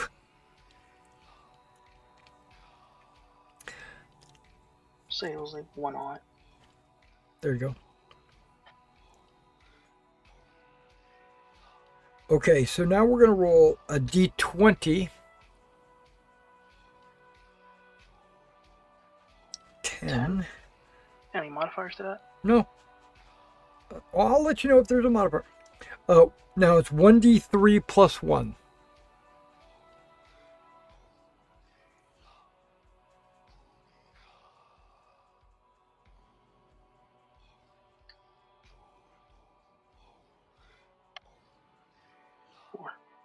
There you go. So you have 4 siblings. So 4 brothers and sisters. Guess 2 each. Well, no, there's a die roll for that. You roll a die for each one, and if it's an odd number, they're female. If it's an even number, they're male.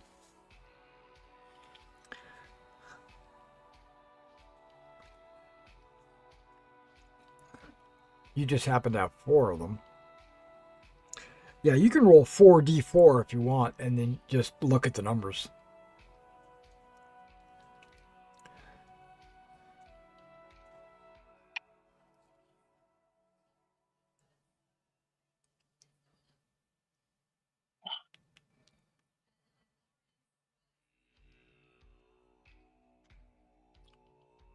Okay, so you got 3 sisters and 1 brother.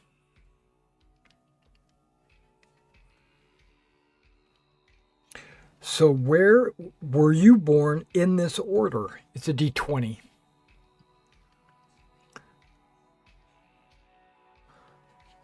4. 4 on the die. Yep. You were the second born. Now, when they're talking about birth order, they're talking about the heirs. So basically, you're the youngest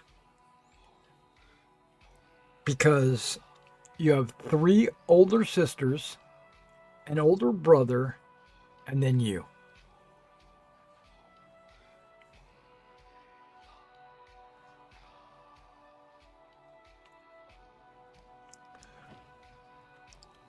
So you need to note all that down.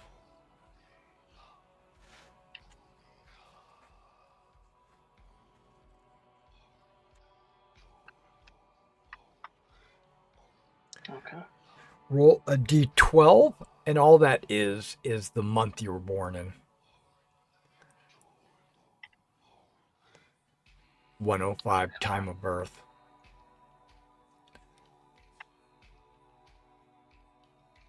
Or 10. Yeah. So time of birth, what is that, October? Yeah.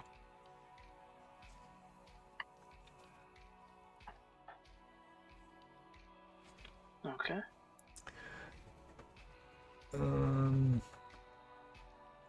Okay, place of birth. Okay, this is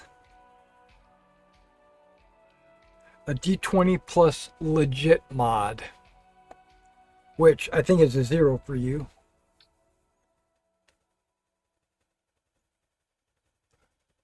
So Because you're, straight D20, that's a 7. yeah, because you're illegitimate. So, okay. You have a birth mod of -7.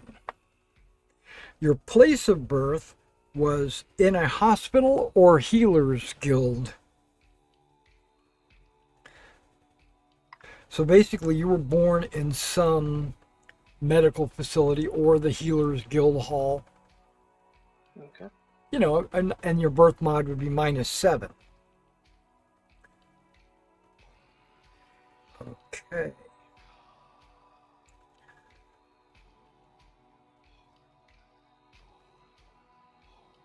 Birth, unusual birth occurrences 106. No, it's one. Unusual birth. No.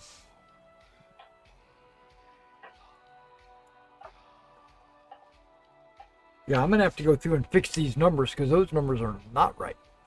Okay. Um, D D20. Yep, just D20. 13.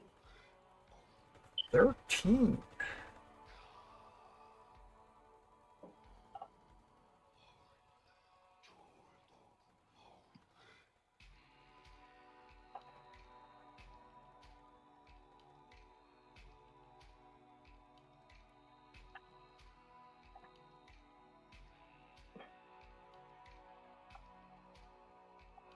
All right.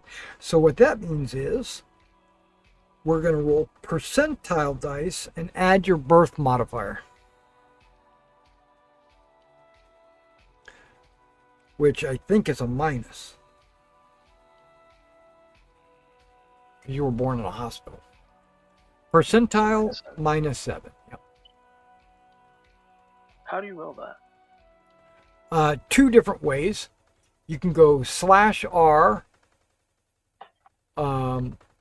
1D100, or you can use the dice roller, which I use a lot. In the upper left-hand corner, looks like a D20, and you can just click on where it says D100.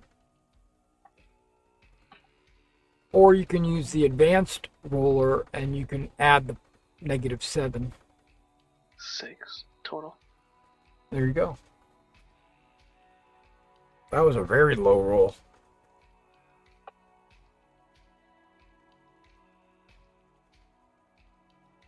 Yeah. So 60 or less means nothing unusual happened. So it was a normal birth. You know, like all the chickens in the village didn't die when you were born, that kind of stuff. Hmm.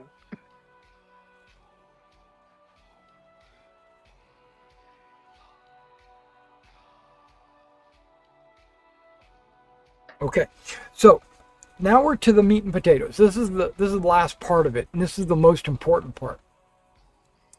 See where it says years? Kind of ignore that. That would be fine. You can keep this page open. Can you open your character sheet? Yeah. Okay, on the character sheet, where it's going to be history and events. Okay, you're going to have a number of events, and the first one is roll a d3. This is to determine how many events you have in the first. There's two halves in the first half. 3. All 3. Okay, so you can just open up 3 lines. Now roll 3d12. 3 D12s. Yep. 3 12 and a 7. Okay. Total. So the first one happened when you were 3 years old. The second one happened when you were 7 years old. And the third one happened when you were 12 years old. Well, you can put the date. Yeah, you can just put date 3. Because we know that means you were 3 years old. Yeah, there you go. 3, 7, and 12. Perfect. Okay, now let's see what happens when you were 3 years old. That is, and all of these are with your Sol mod. So you go D20 plus social mod.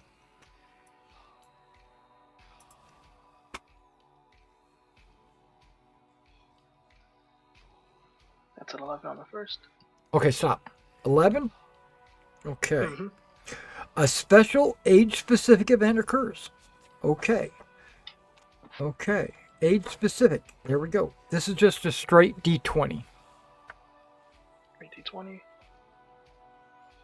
Oh, 20. that's not good. Actually, it is good. Okay. 427. Hang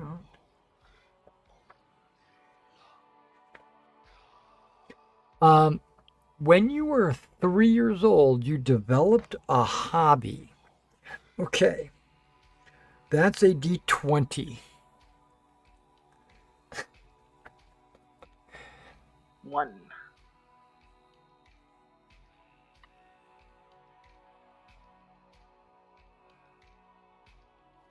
Was I woodworking at 3 years old? No, it says you were collecting. You can choose this, okay? So here are the choices. And it does say etc. So you can fill in the blank if you want. But it says things like weapons, animals, books, paintings, signatures, religious symbols, antiques, etc.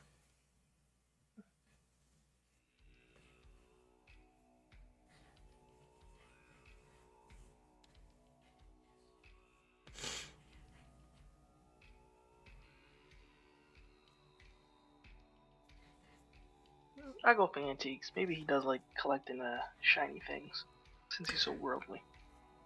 Yeah, that was when you were 3 years old. You're collecting antiques. So go ahead and put that in there. You developed a hobby or a diversion. It says hobby or diversion, collecting antiques. It could be anything, and you can work this into your backstory however you'd like. Okay, but that's just the start. Okay, now it's a D20 plus social mod. We're going for age 7, I think, is right. Yep. Mm-hmm. What's your total? 15. Yes, 15. Exotic No, event occurs. Ooh, an exotic It's event. 16. There you go. Oh, what? It's plus 5? Plus 5, yeah. For social? That's Yeah. what you said? Yeah. Yeah, so plus 5. Oh, 16. Okay. That's different. A change or upheaval occurs in your family. Roll a d6. Yep, roll a d6. 3. Okay, you change locale. Basically, you move. Roll a d10 to determine the relative distance. Okay, it's a d10. 2. Okay, so like maybe to the next town over, right? Because a 1 would have been like within the same town. A 2 might be another town. A 10 might mean continent.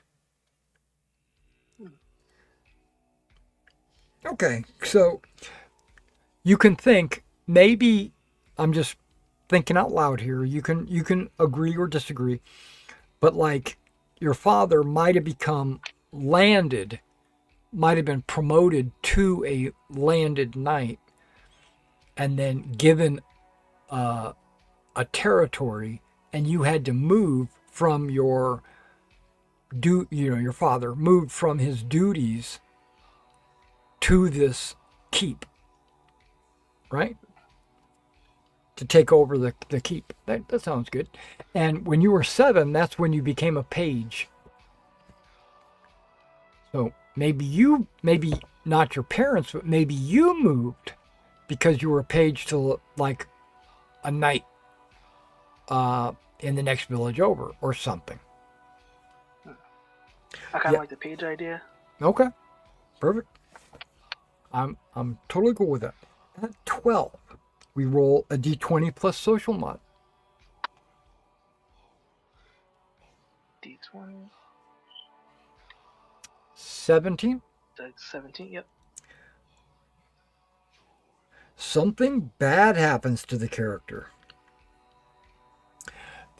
Okay. You're 12 years old. Something bad happens. Roll a d4. 2. A tragedy occurs. Oh no. Well, at least you weren't sexually abused. Okay, so, but that is an option. 528.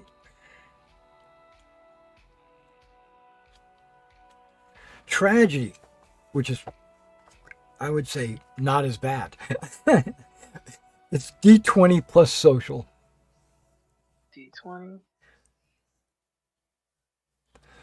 Is That's a 10. that a 10? Mm-hmm.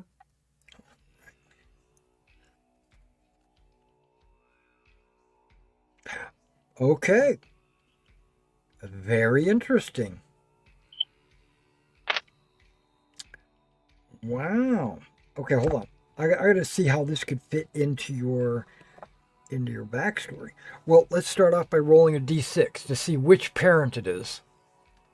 Oh no. 4. Okay, it is your mother.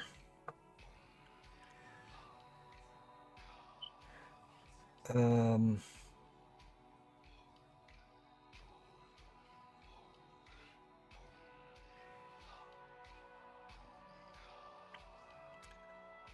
okay, the number following the name indicates the chance the character and the rest of your family followed her. Okay, roll a d6.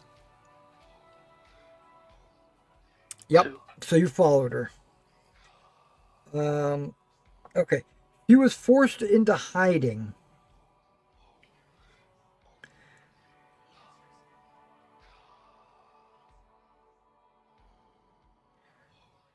Um,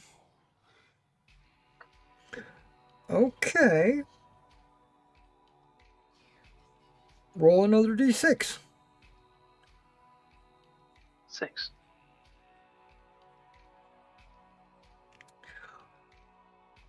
Okay. When you were 12, your mother was forced to go into hiding. Your father and you followed her because of love and all that.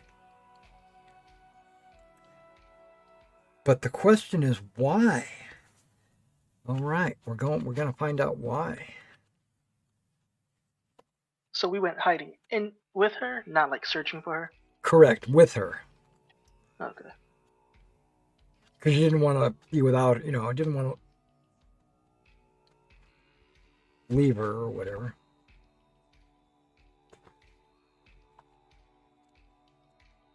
Okay, this chart doesn't exist. Hang on just a second. What does it say?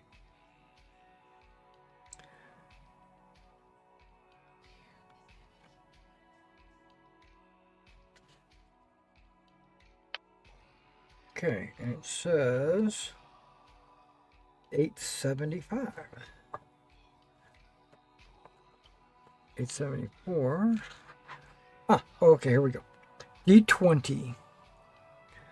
What did she do to cause her to go into hiding? 17.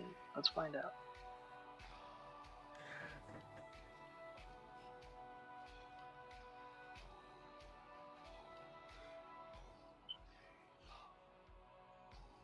It's a D4. Roll a D4. 1.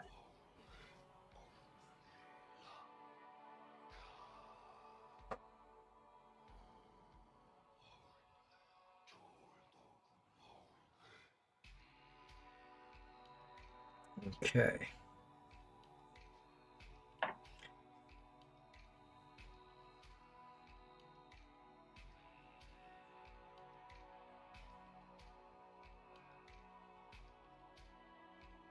Okay.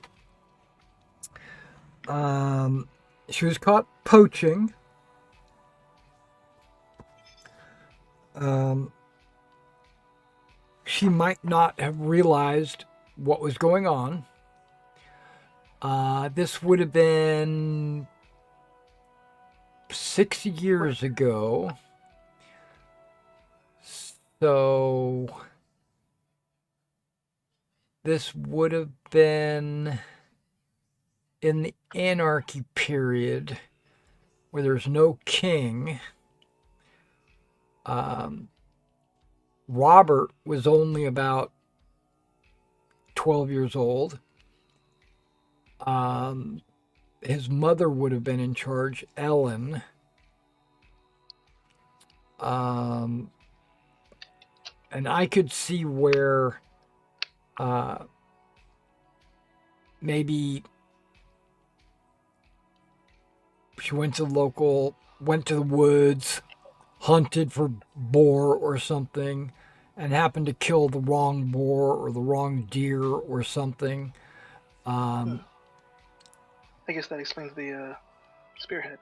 could be by yeah, exactly. And then your father hid her, okay, in the okay. I'm writing a little bit of your backstory. Your father, and you are aware of this,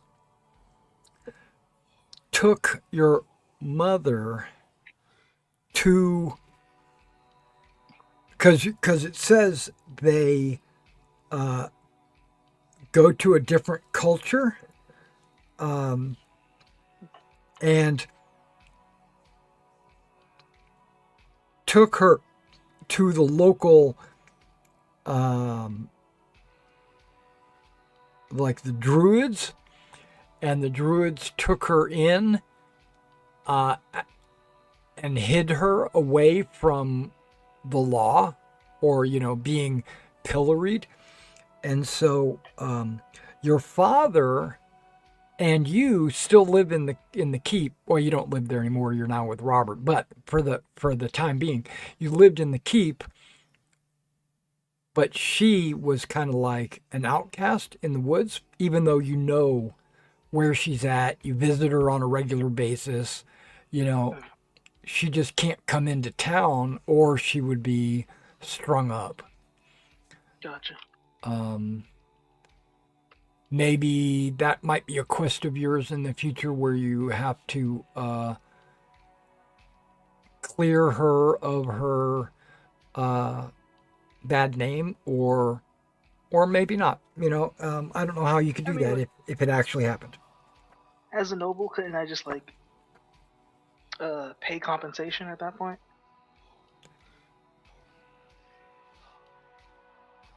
Like, here's money worth the boar that was killed. We can be past this. Probably. You got a new ruler as well.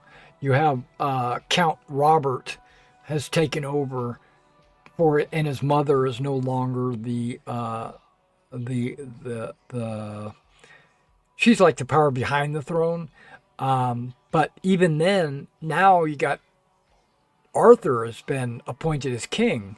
So there's a lot of different directions you might be able to pursue this in. But yeah, that's Hmm. definitely a possibility. All right. So that was your adolescence, or I'm sorry, that was your childhood. Now we go into adolescence, and we do basically the same thing, a D3 to see how many events happened in adolescence.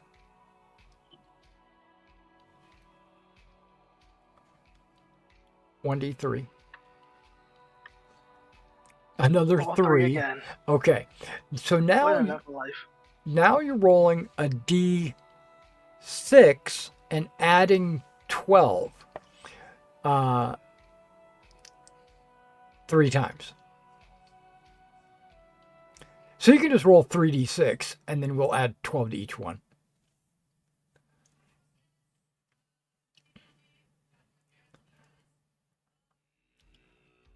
Okay, so two events happen when you're 13, and then one happens when you were 16. God damn it, move. Sorry, say that again? Two 13s and a 16.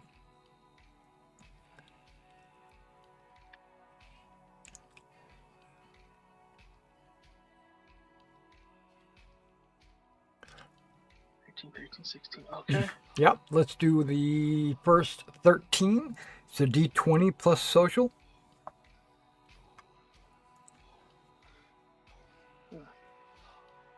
Seven. No, eight. Oh, Or 8. Okay, 8. Okay, your family has developed an attitude towards you. Roll a d6. Is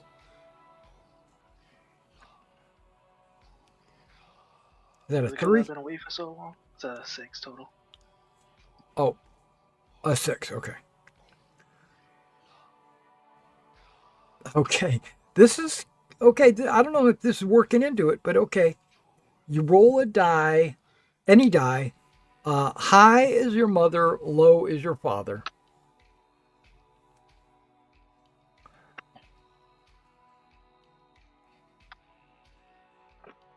Low. Low. That's your father. So your father becomes distant and cold towards you.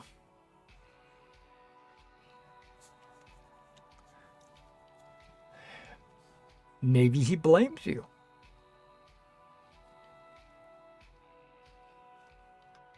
Maybe you were supposed to catch the deer or whatever.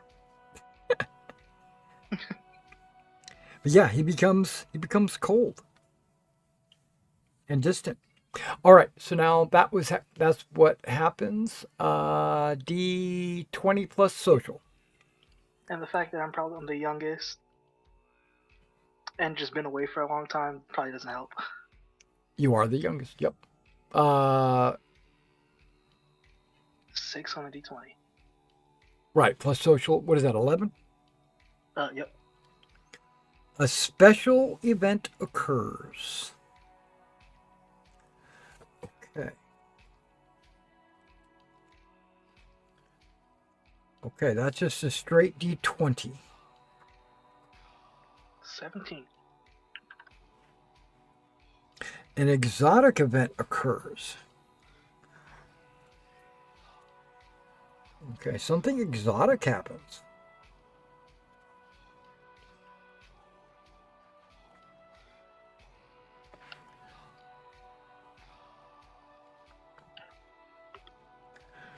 Okay, exotic event. Roll a d20. 18. Okay.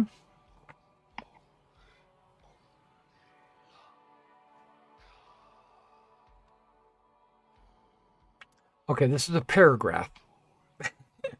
So let me read this slowly. In a dark alley, remember you're 13 years old, right? Okay. Mm-hmm. In a dark alley at night, you were attacked by thugs. Before they can take anything or cause more than a few bruises, they turn white with terror and run away. At this point, you discover that you have a guardian ghost, Oh, hell yeah. a wise, benign spirit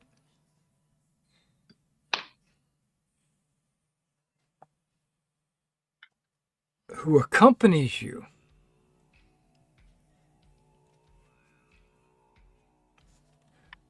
But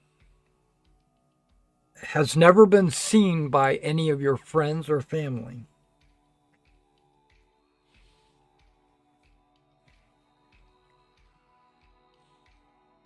Okay, so it might be it might be like one of those invisible friends. Um, like nobody else can hear it or see it or anything like that? Just you? So is it really there? Well, if they ran away, they had to have seen something. Right, but nobody else has ever seen it. Yeah, you're right. You're right. They saw something and got terrified and ran. That is the first time, I'm going to say it right now. This is the first time I've ever encountered this in this backgrounds. Nobody's ever rolled that before. And I've done this 100 times.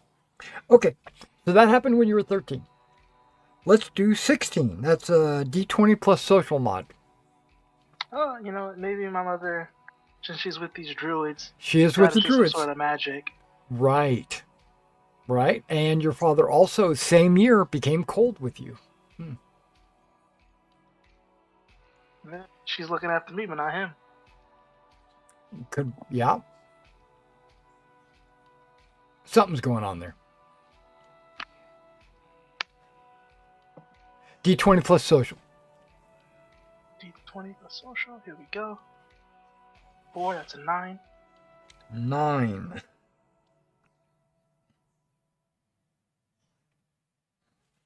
Okay, you serve somebody in the service of roll a d10. 4. When you were 16, you would have been squired by then. So that does make perfect sense. But you rolled, what did you say? A what? 4. A 4. Okay. I squired for them, right? No.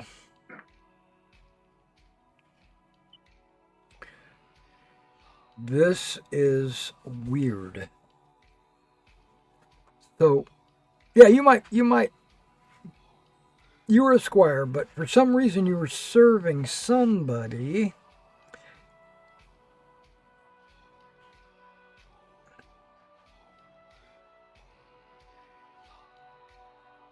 I guess whoever I became a page to.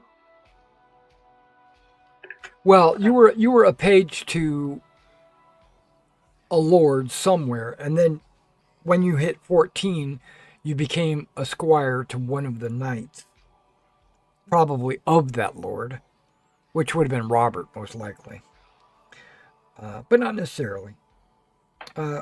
Give me a d20 roll, and let me see if I can work this in. If not, we're going to re-roll this. D20, here we go. Yeah. 5.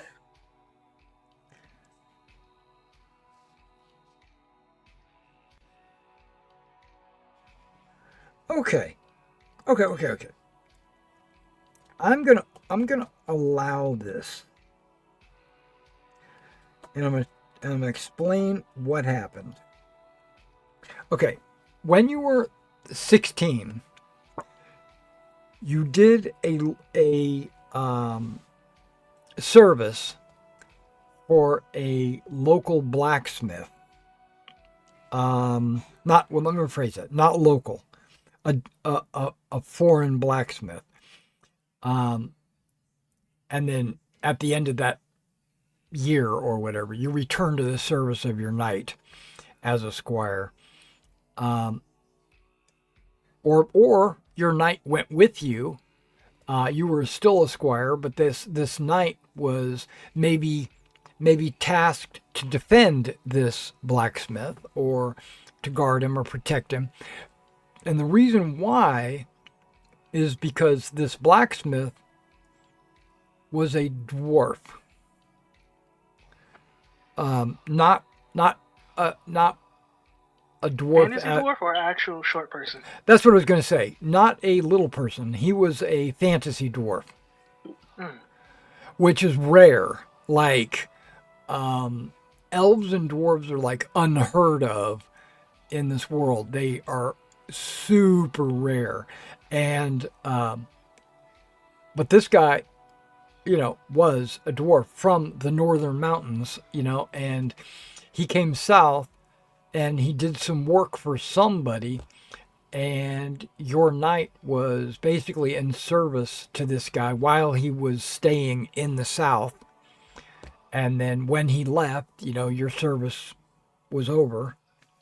And yeah, so when you were a squire to your knight, he and you and maybe a couple other knights possibly were all in service to this dwarf as his protector because there's fear of the unknown. They were afraid people might try to kill him or harm him or kidnap True. him or something.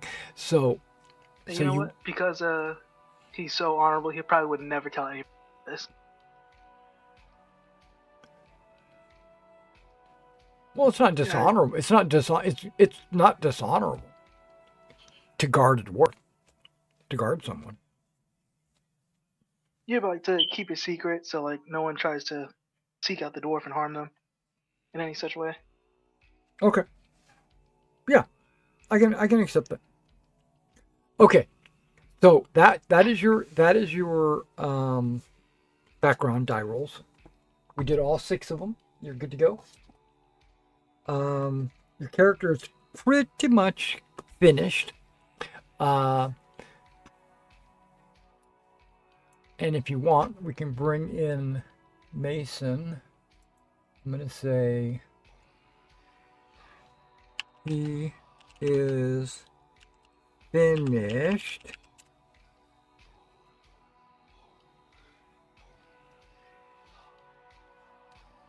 I don't know if Mason can hear me.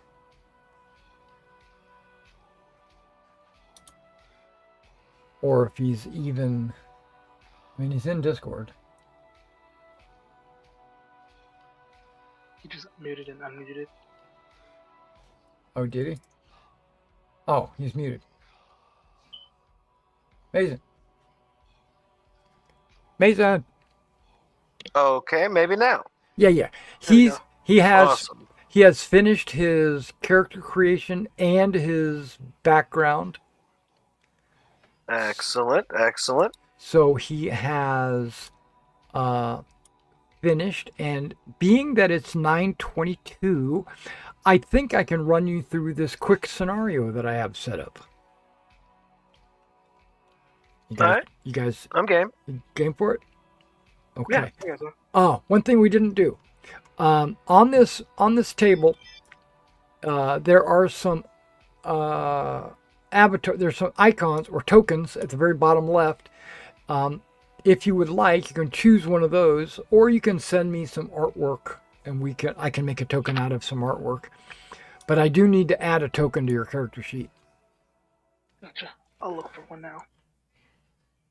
Well, I got a bunch on the table that you can just look at and choose one. I got them numbered 1 through 16 or whatever.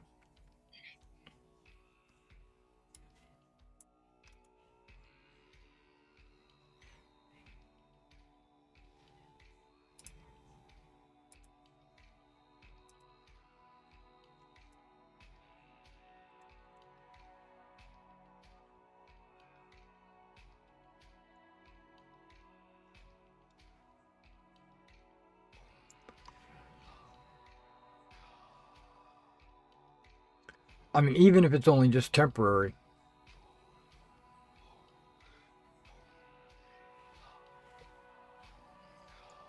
I like that.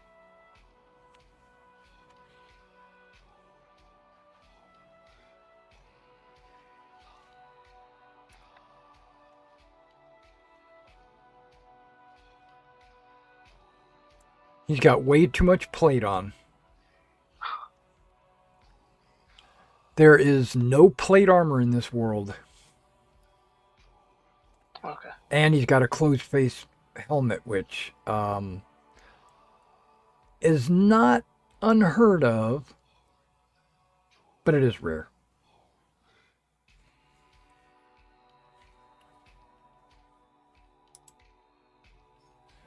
You're going to want something with chainmail and lots of chainmail. And more chainmail.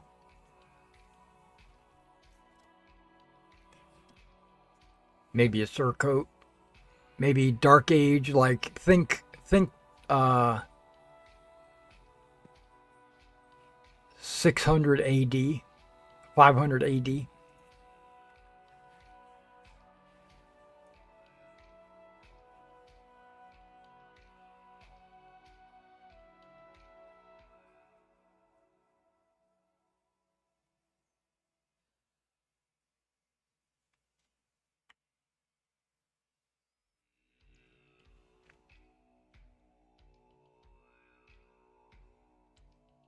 Okay, while he's looking for an avatar, um, there is as Mason, as you know, you were uh, just in a big battle with King Lot and his army, and in your convoy, um, there was uh, well, let me rephrase that. Robert has a convoy as well, and he runs his own convoy. And this is one of Joseph is his name, is one of the knights from Robert's convoy.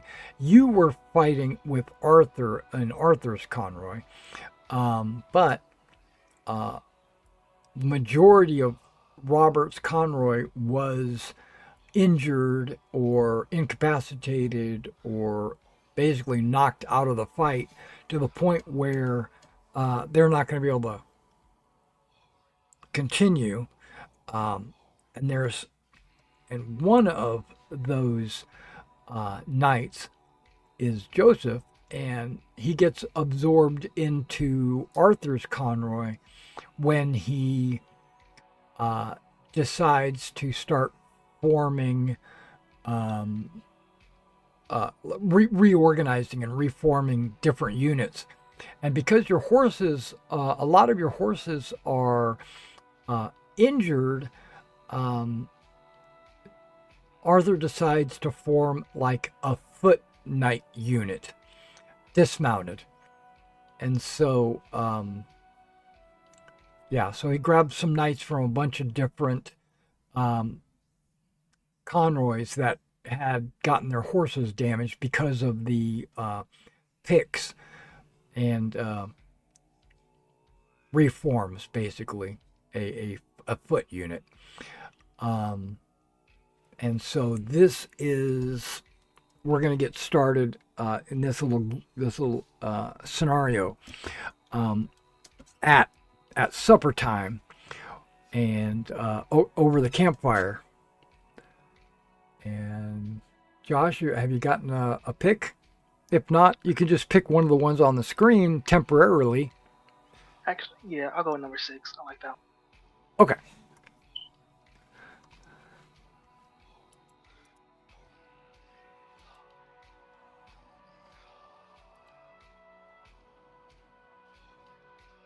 Find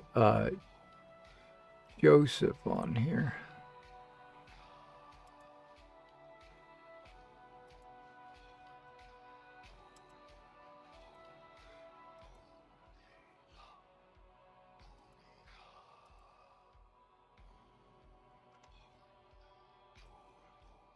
Okay, so, and hopefully you were listening while I was mentioning all this. Get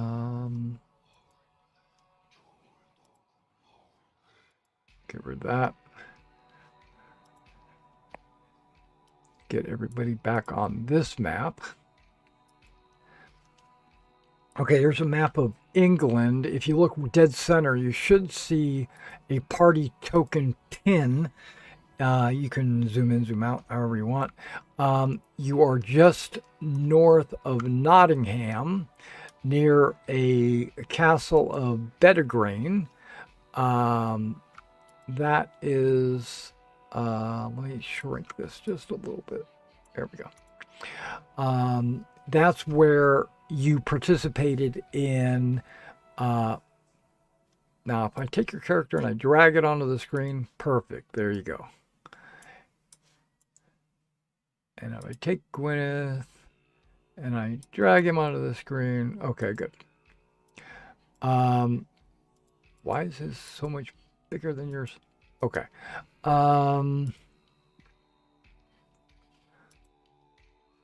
Did I not update that? I thought I did.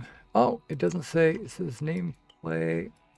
The update default token. There we go. There we go. Okay, so we got, and you can change your name to Sir Joseph now that you've been knighted. And that will be great. And your hit points are probably about the same. I think you got like 29 or something like that.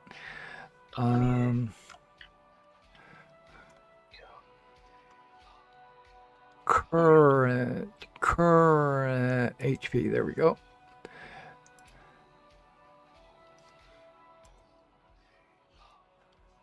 Current HP should be 28. Getting this fixed up for you.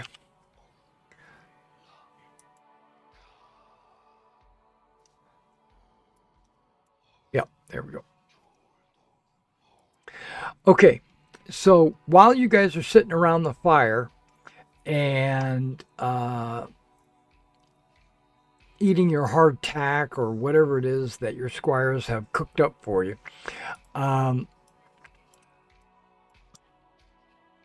Arthur is there, and Merlin is also there with him.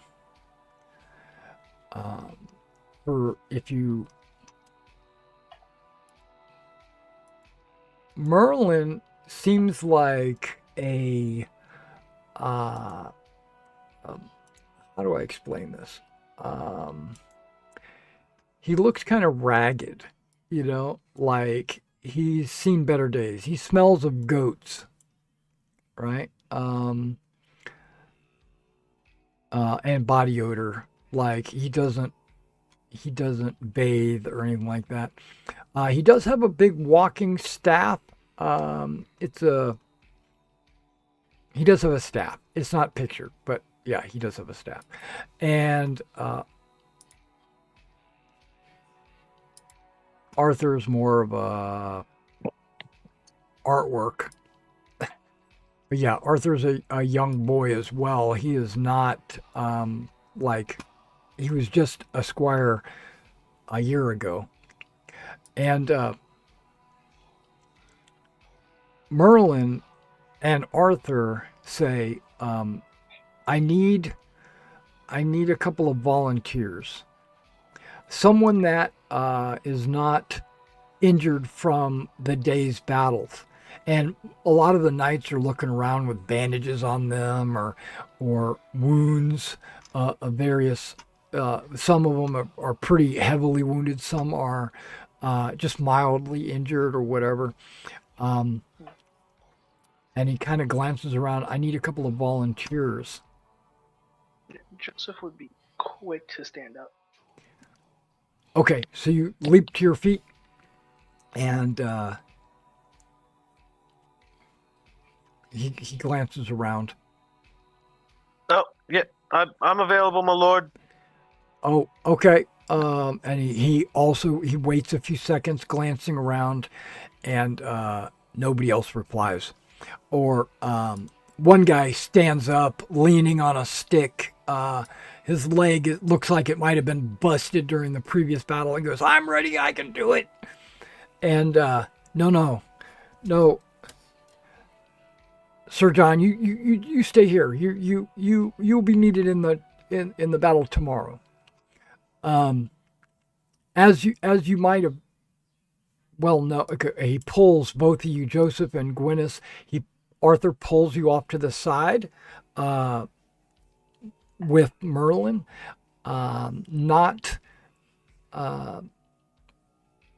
If someone wanted to, they could easily eavesdrop on your conversation. It's not like super private, but it's away from the crowd, and he's not raising his voice. He's keeping it low.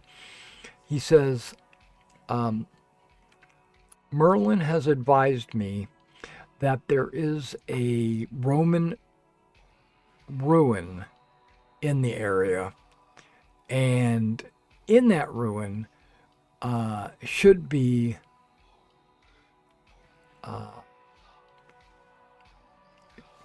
maybe not should be, rephrase it, could be I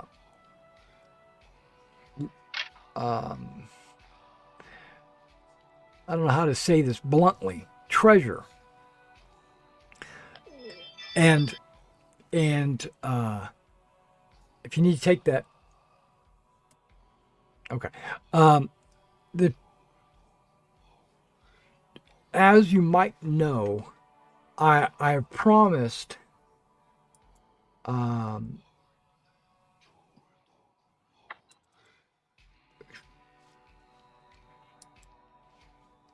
well, I had promised two of the kings that have joined me their fair share of the well, more than their share, double their share. And what that means is of the booty, of the loot, of the whatever we recover on the morrow. And if we were victorious, and because of that, that means my own personal army is not going to have any rewards. And I find this as an opportunity to maybe fill the coffers in a way where I can pay my own army after this fight. So, having said all that, I can't spare the army to go to this place, but I can spare a couple of nights that I can trust to go and recover this treasure and bring it back here. Not far. I have a wagon with a pack horse mounted, so you can ride the wagon, or you can take the wagon. You can have your squires ride the wagon if you want to walk beside it or whatever, however you'd like to do it. It's only maybe 3 hours away. And then find this if there is any treasure there or anything to be had, put it on the wagon, and then bring it back, and hopefully you'll be back in time for tomorrow's activities. A simple task. We shouldn't have any difficulty.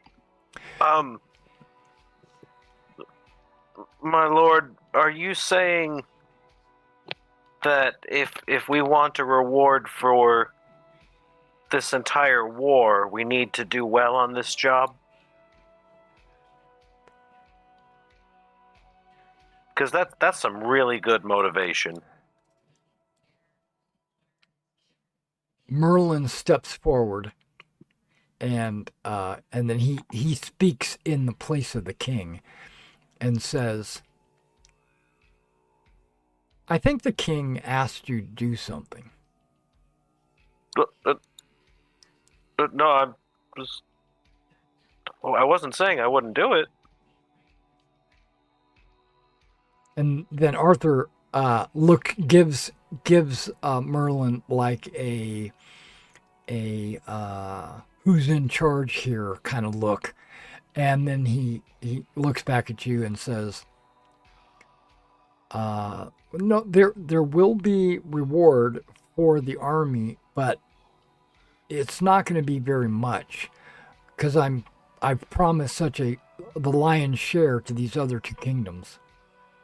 Yeah, then we better do well here, eh, Sir Joseph? Indeed, we should make haste at once. Okay. All right. So Merlin steps forward and goes, Well, I can tell you where it is. If you look south, you see the town of Nottingham, and beyond that, there's going to be a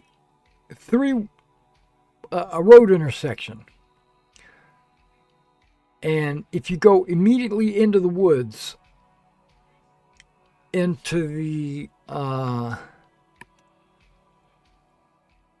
Landane Forest, right there at the road intersection in the Landane Forest, you should find a Roman ruin. In that Roman ruin, there could be a guardian.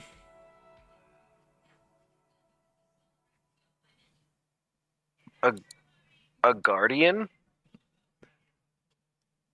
I don't know how else to say this, but a vile creature might be protecting the Roman ruins.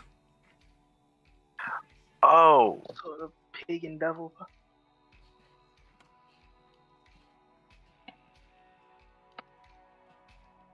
Yeah, but it's okay. It turns out those bleed just like anything else. I think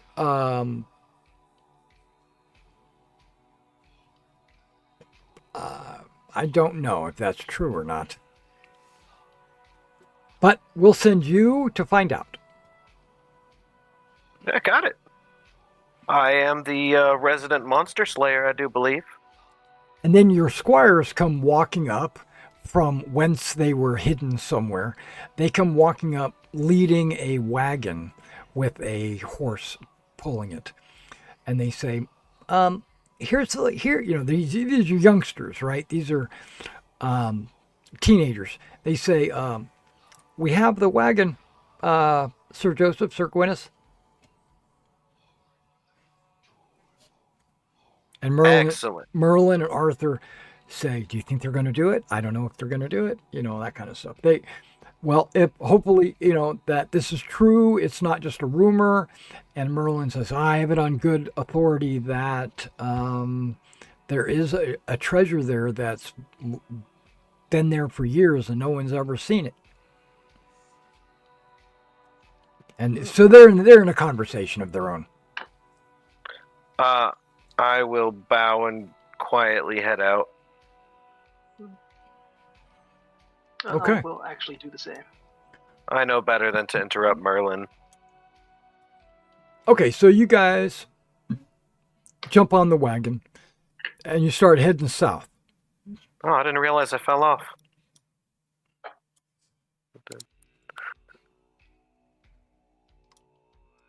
Huh?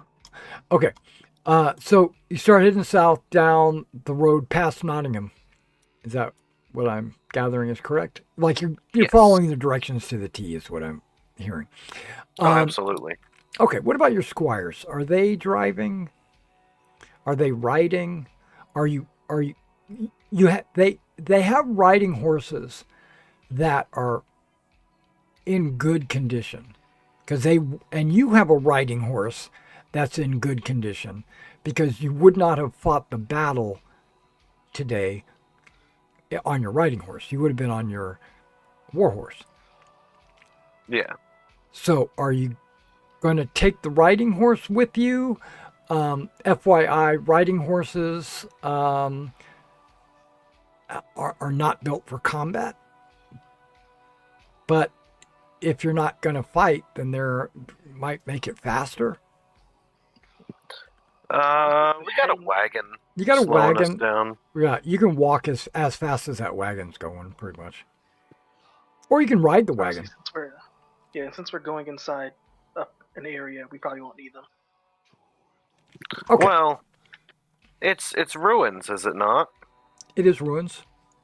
Okay, then we might not be inside in the way you're thinking of. We might be in courtyards and such. Broken down walls. I think we should bring our chargers, just in case. Your chargers are all injured. Oh, we can't, like, borrow some? There aren't any horses. There They're aren't. all, okay. There aren't any to borrow. That's right, we found that out during the battle. Okay, yeah, I'll bring my riding horse.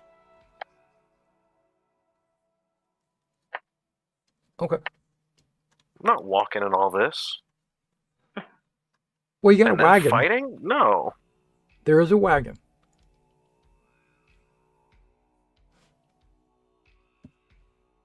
Actually, yeah, I'll let my horse rest, and I'll just chill inside the wagon for a time.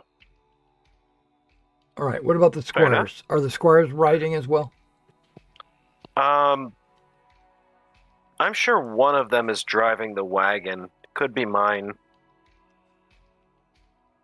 Okay. My squire will also let his horse rest. Driving a wagon is exhausting.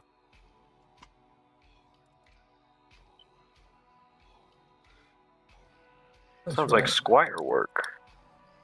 That's right. It builds character and their horsemanship or something.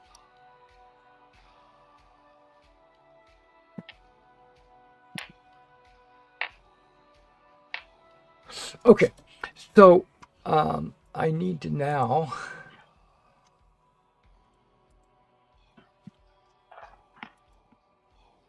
do something. Bear with me.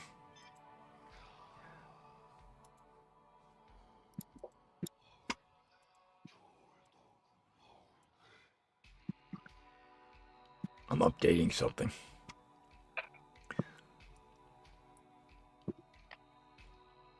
I'm updating all the things.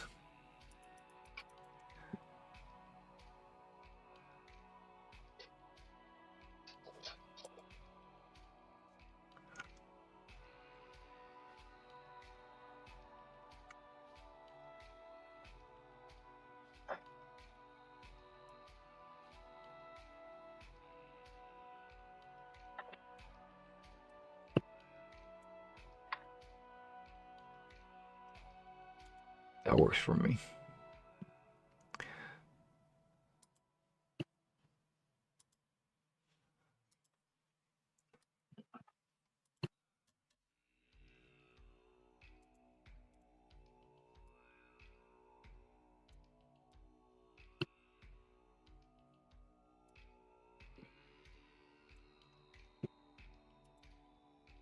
All right, so when you guys get further south and you get to the road intersection, um, give me an awareness roll.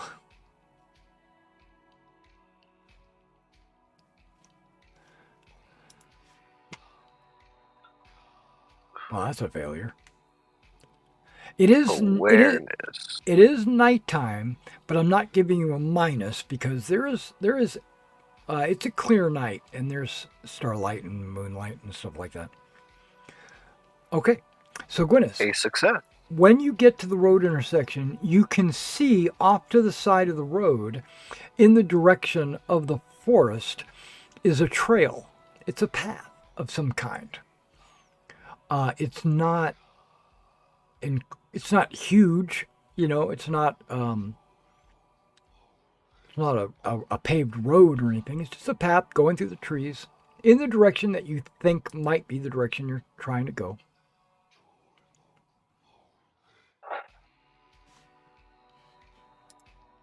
Okay.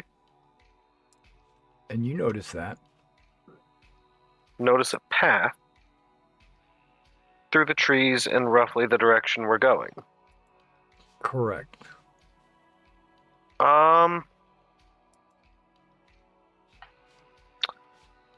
Merlin said this treasure is supposed to have been just not bothered in all this time.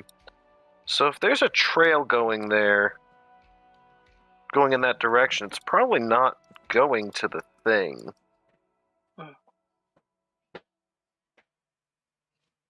But there's a guardian I'll point it out to Joseph and ask him what he thinks.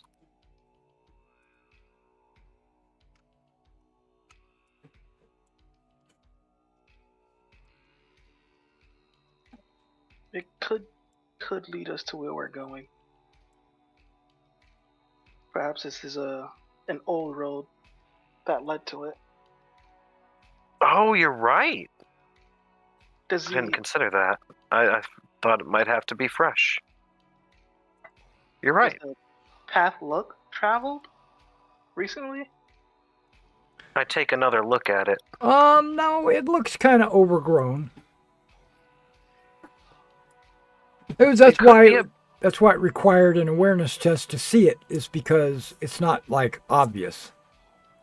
It could be the mostly buried ruins of an old Roman road. They get pretty bad if they're not tended. So it looks like we're in the right direction. Well, do you want to divert off this main road and take that path? We probably should. But Merlin said stay on the road or great tragedy. I kind of tune him out about halfway through. At You the still very get the worst, we message. wasted some time. I don't remember him say anything about a tragedy. Tune him out. He's very doom and gloom. Joseph is just going to signal for us to keep going on this new path. But yeah, the last time Merlin gave us a path, he made it very clear we shouldn't stray from it, and he didn't say that this time. So it may be good to take the path, I guess. Yeah.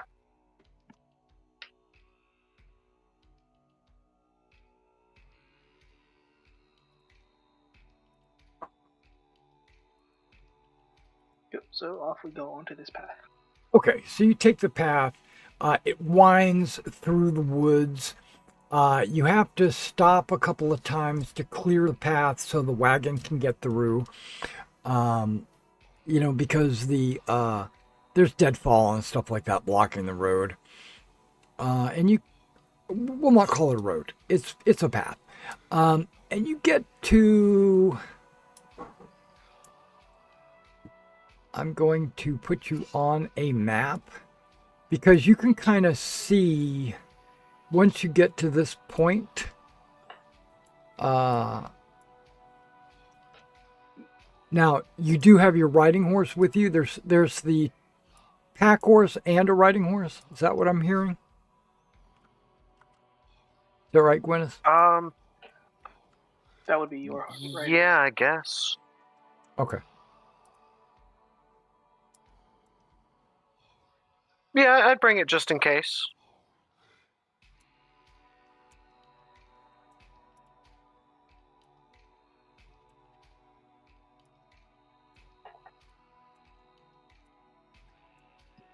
Okay, and there's a couple of squires.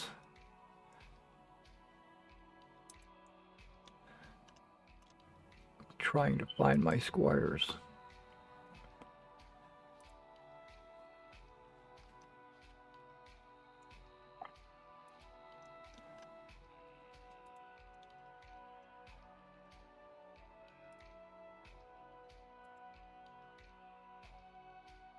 Okay, well, let's go to another location. Tokens.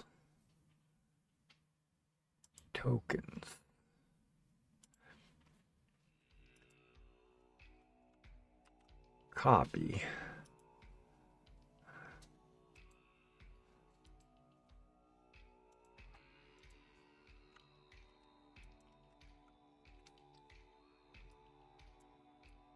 All right, the two squires are in the wagon, along with Sir Joseph and Gwyneth. Now, does your token have visibility? ability. Let's see. Vision. No. Let's turn that on.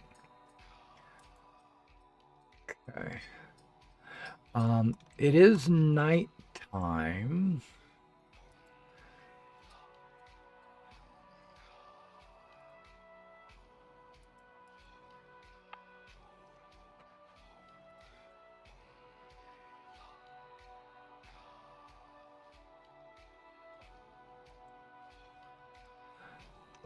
Let's drag everybody onto this map.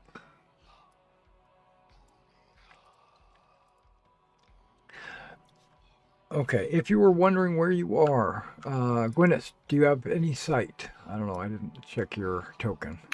No, I do not seem to. Pitch black.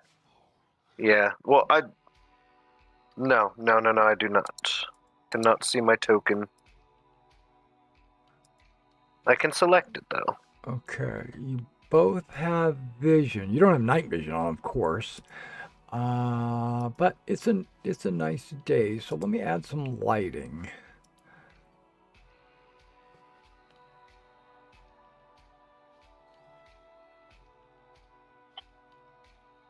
Oh, Sir Joseph, there is something you would notice about Sir Gwynnis. He is covered in thick fur. Can you see the map now? Yes. Okay. Like on your skin or like apparel? Like skin. He's furry. Yep. It's significant enough to give me a little bit of armor.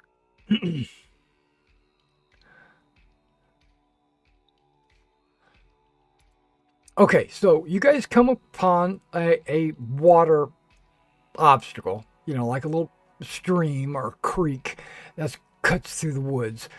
This path does lead up to a little wooden bridge that looks like it hasn't been tended to in over 100 years.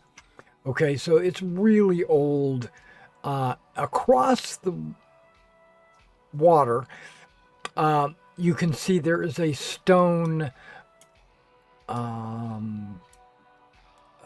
circle, maybe like a hinge, like a stone hinge kind of thing. Yeah, exactly.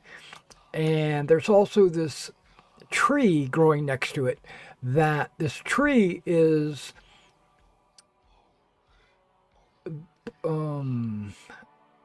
not like any of the other trees in the neighborhood.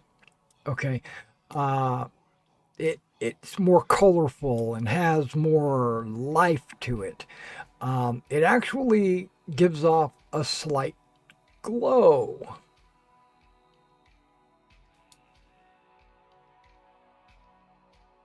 And I'm not sure if you can see anything else, actually. I need everyone to make a... This is going to be a... It's going to be a roll. But it's... A dancing roll? I'm trying to see which... Yeah, it could be that. No, it's going to be... It's more of a... It might be just awareness.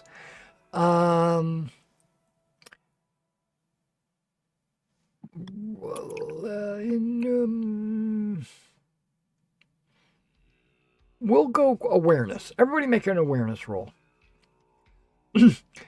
Because it's a feeling. It's not like vision or hearing or anything. All right, Josh. Remember, if you get a critical or a fumble, put a check by it. Otherwise, there shouldn't be any checks. Like, I shouldn't see any checks by battle or anything like that. Okay. Okay, so Josh, you feel... Okay, it is July. June, July is what the month is. And it's cold, very cold here.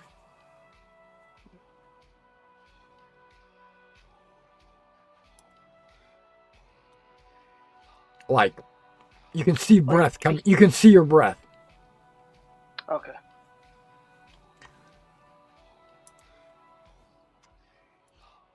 Uh, I'll just look behind and ask Sir Gwyneth if he like feels that chill in the air. After he points it Um. out, you can say yes. Oh, yeah, there it is. It's not as cold as the Fell Cross, but it's cold. Yeah, that's immediately what I was thinking of. Oh no, another one.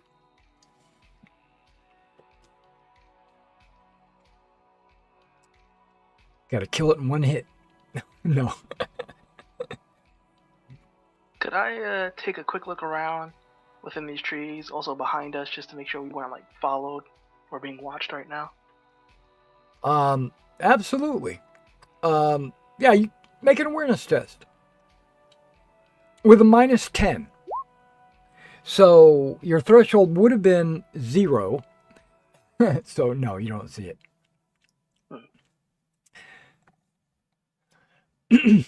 No, I'm not gonna say that. I'm not gonna say that. I'm going to, because you succeeded, I'm gonna make a roll for the thing.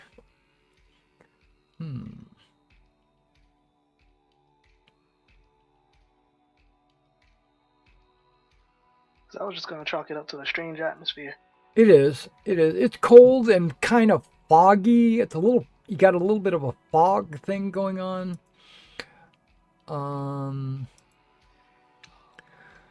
This guy has an ability.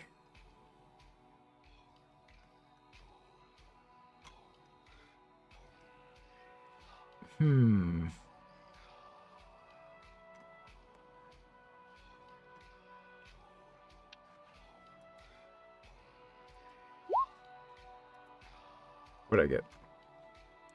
I got the exact same roll. Okay. Nope, you don't see it. Whatever it is. In that case, if there's nothing immediately out of the norm, A big like I ice said, just cube in the middle of the water? No. Okay. Yeah. At that point, I'll just start walking towards the bridge. Okay, so you dismount off the wagon? Yes. Okay. What about you, Gwyneth, with your horse?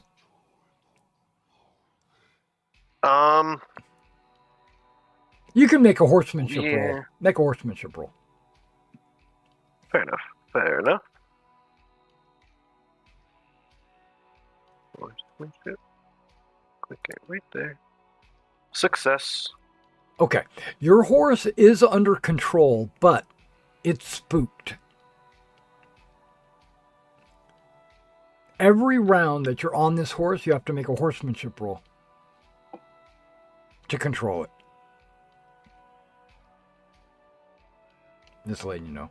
It's scared. Interesting. It's scared. The wagon's horse, the squires are struggling to keep the wagon horse under control.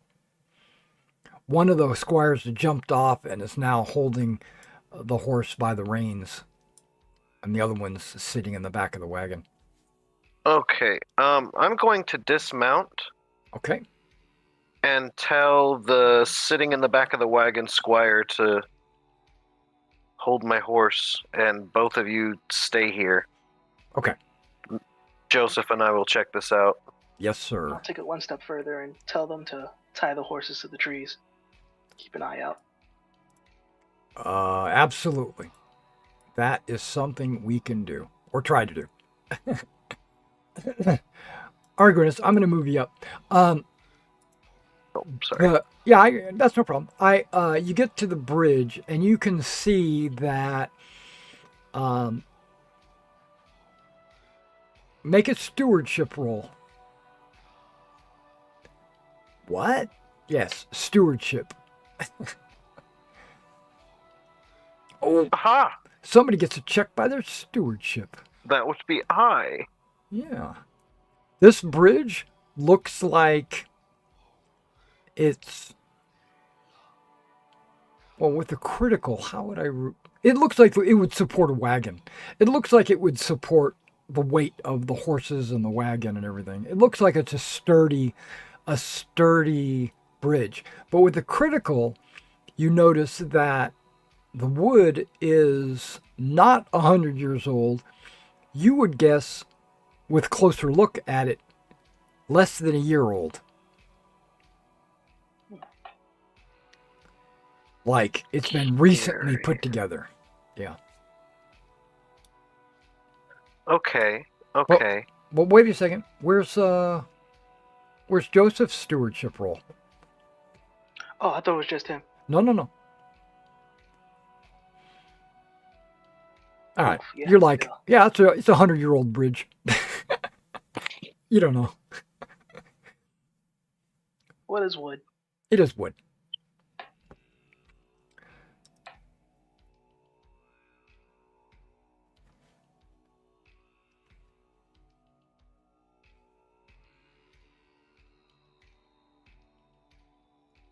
Do we have With music that, I playing guess. in the background? Do you hear music?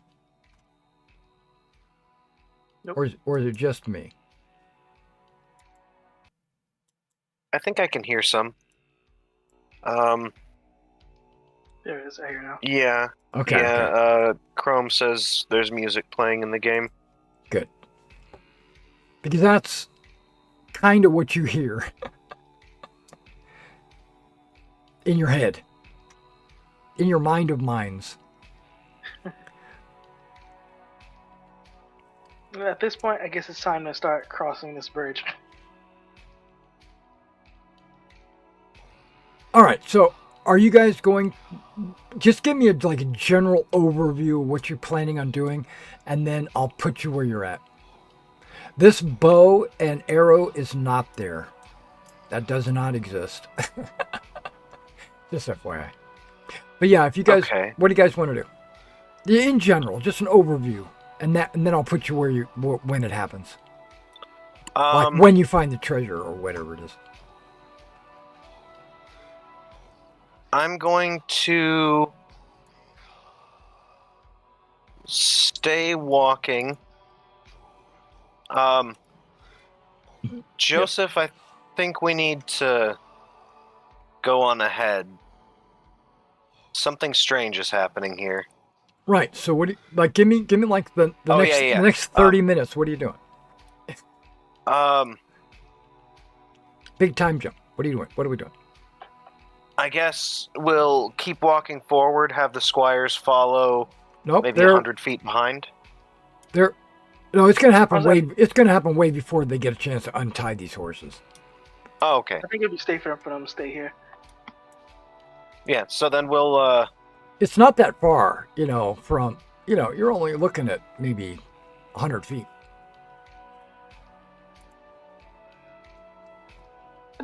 okay. Yeah, we'll step onto the bridge. Right. But then what? I mean, give me what's happening in the next 30 minents. What are you doing? I guess Joseph would like to start looking around. Keep on walking down the path. Okay, so you're just gonna go up the path towards this structure of whatever it is. Okay, I got it. Yes. All right. You get to right about there, arm in arm, skipping along down the path, and out of the darkness, because remember, there's no torches or anything, it's just moonlight. Out of the darkness steps a man, looks like a knight. He is a knight. A knight of, well, you don't know what faction he's from, but I can give you some art. And just by the title of the art will tell you something. Well, the first thing I would do the moment I see him is just ask if he's the guardian of this place. Okay, so when he comes out and you say, "Are you the guardian?"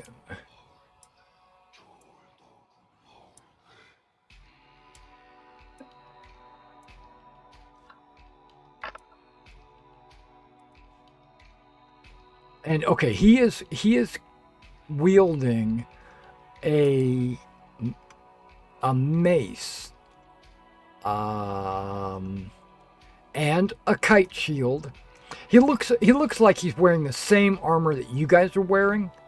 You know, chainmail. He has a helmet on. He's got a shield. But he's not carrying a sword. He actually has a mace, and he says he replies to you actually.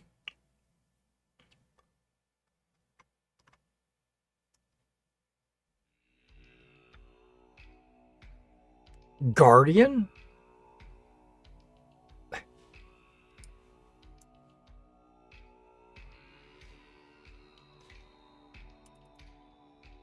That's what he says. Like in a questioning tone? I think so. Okay. Then if that's the case, Well, you can if you want, you can make like an awareness or an intrigue to see if he's lying, or you can make a. I'm kidding. I'll just like ask him what's his purpose in this place. My purpose, and then he kind of makes one step forward. It's not very much. He's not being super aggressive, but it does look like he's ready for a fight. My purpose, who are you? I am Sir Joseph. This is Sir Gwyneth. We are under orders of King Arthur to retrieve whatever treasure may be held within this ruin. I ask that you kindly step aside and let us pass. He's going to invoke a passion.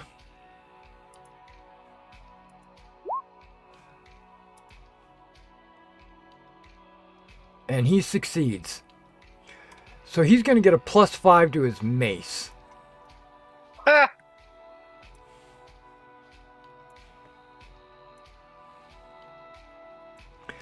What a jerk. So, I know. He has, as soon as you mention that you're knights, he's like, oh, it's on now. We're entering melee. Okay, so this is where we make our declarations. His declaration is to move up and kill Joseph. All he can do is move because he has to attack, then move. So we'll start with Joseph. What do you want to do? Seeing that he's ready to attack, I guess I would stance up, pick up my shield, and just like ready to defend myself. Okay, so yeah, you do like draw your sword. Mm-hmm. Okay, Gwyneth.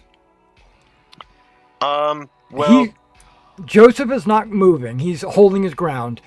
The Fiendish Knight is moving forward. I will also hold my ground and defend myself. But Okay. I don't know what's going on. I'm not attacking him. Okay. So, the closer he gets to you, the colder it gets. Okay, so you guys are, like a chill coming off of this guy. He's also, his eyes are glowing, so that's a problem. All right, it's a new round because you can't move and attack.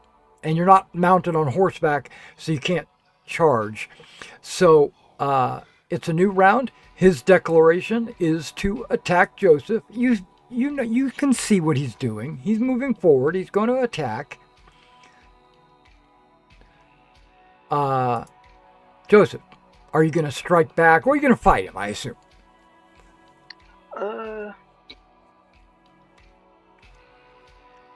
Yes, but mostly in a defensive way, just like blocking his strikes, so I can let Gwyneth. Okay, there are options when fighting. Some of them are like parrying and blocking and stuff like that. Is that what you want to do, or do you want to fight him? I guess parry. Are there options that I can see? Can I see those options? I don't think you can, but I'm pulling them up. I got the wrong thing pulled up. That's always a good thing. Okay, bear with me. I closed my rulebook because I'm stupid like that. Okay. Like my whole idea is let this guy focus on me so Gwyneth can just hit him in the back of the head or something.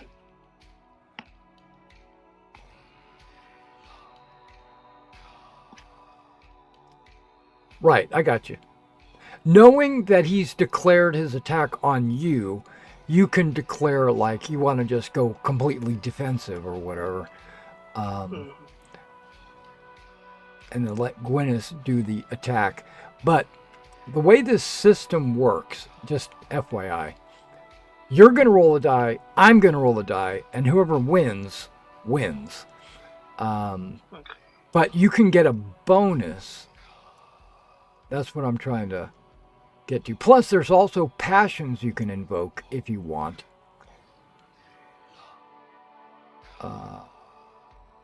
Here we are. These should be...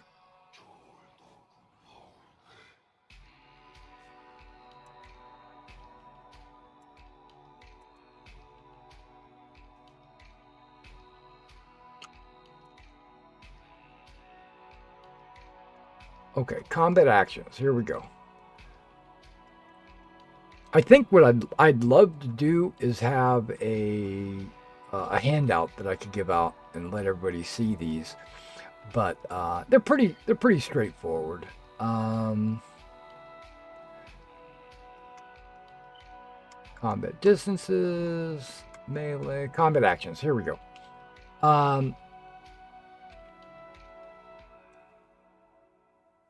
Attack, call squire, claim a prisoner, defend, disarm, evade, mount up, pick up, reckless, self-sacrifice, study, withhold, and zigzag.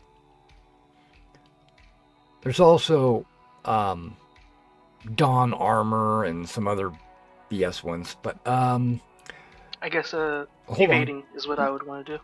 Yeah, let's well, there's a difference between like dodge,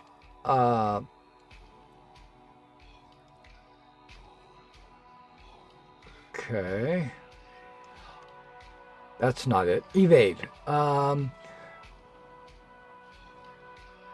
Okay, this action allows disengagement from melee. Basically, it's like disengage from 5th edition.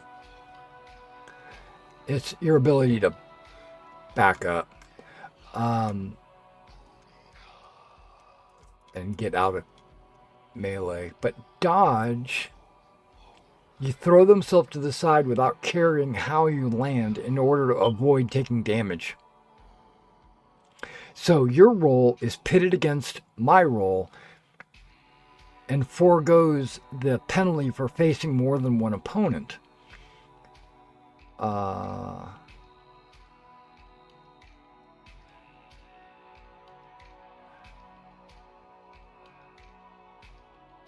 The contest is your movement rate versus... So your movement rate, I think, is 17, if I remember right. Yep. So you would be rolling against a 17 because you're using your body to kind of... You're moving your body. There is something called defend. It gives you a plus 10 on your weapon skill. But you forego any damage. So like if you win, you don't do damage to him. But it gives you a plus 10. So that is more of a stand your ground, blocking and, you know, trying not to get killed. Where dodging is like jumping out of the way. And for dodging, I would need to beat my movement. Right. You get a... Yeah, all you'd have to roll is like a 17 or less, right? Which is pretty good. Plus, don't forget, Yeah. you guys can do passions at any time. It doesn't have to be at the start of the round, but you would declare that before you make any die rolls.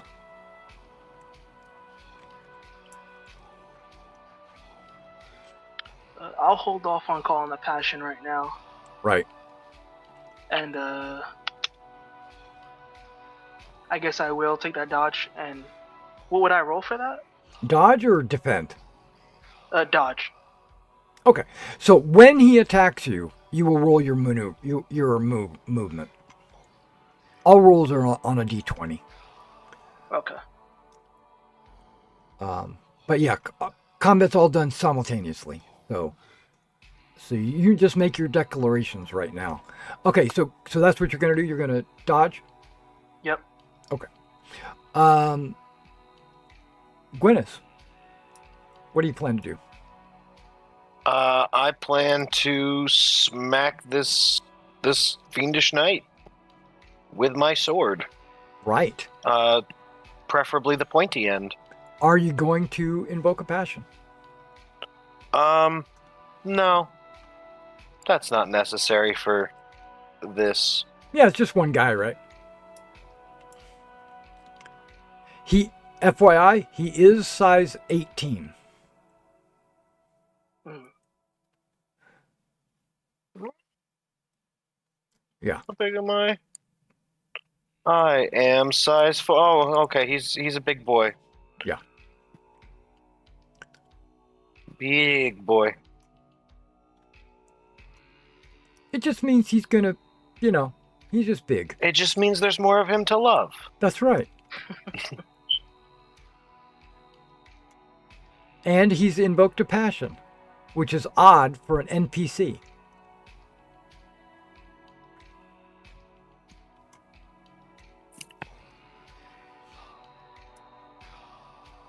Okay, so you're just going to hit him? Oh, yeah. Okay, so we're going to go with your attack first. So, Gwyneth, you roll your attack. I will roll mine with a +0, because the passion and the fact that there's two of you counteract. Okay. Well, in that case, have at ye, knave. Okay. You see how much... Is he supposed to have a 0?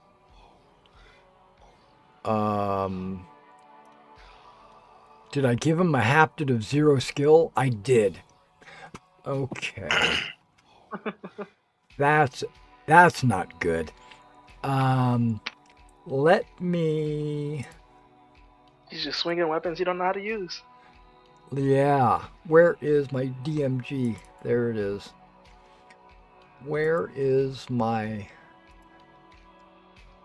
knight?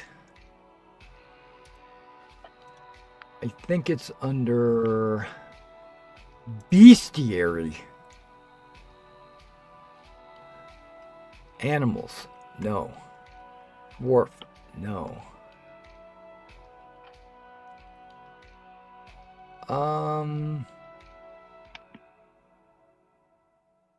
Here we go. Fiend.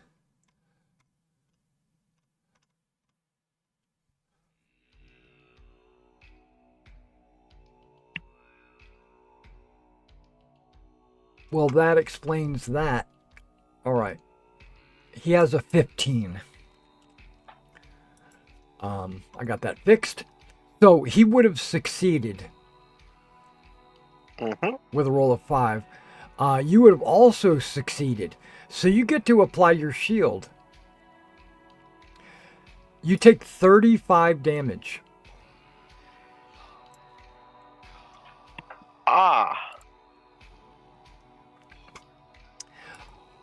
Well. Now your weapon, because it is and has iron in it, does an extra d6. I don't like... I mean, I like that, but I don't like that is his trait. Okay, so you did 24 damage? Yeah. Okay.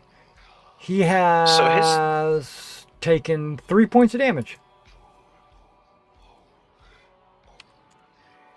Oh.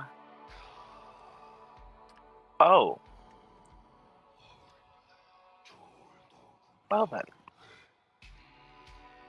So his 35 hits me. 18 gets through, which is my major wound. Okay.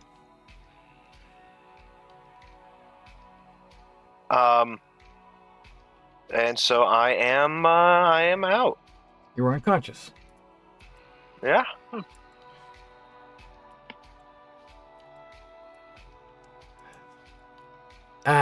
He also probably doubles your knockdown.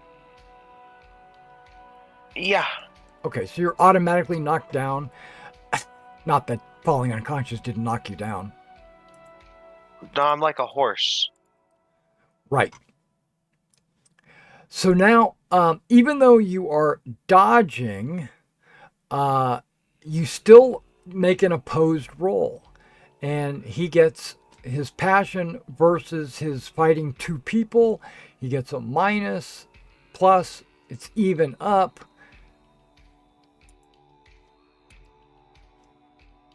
What did I roll? I rolled, okay, that's not what I was supposed to be rolling. That's what I was supposed to be rolling. All right. So you can go ahead and roll your dodge. You're looking to get, what, a 17 or less? Yep. Come on, let's go. Nice. 1. Right. Okay.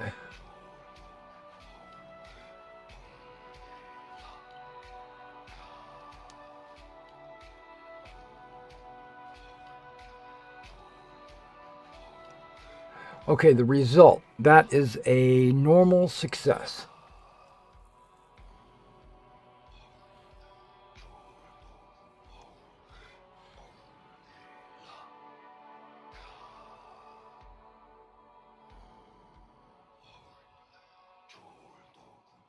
You avoid taking any damage, but you inflict no damage, and you start the next turn on the ground. Oof.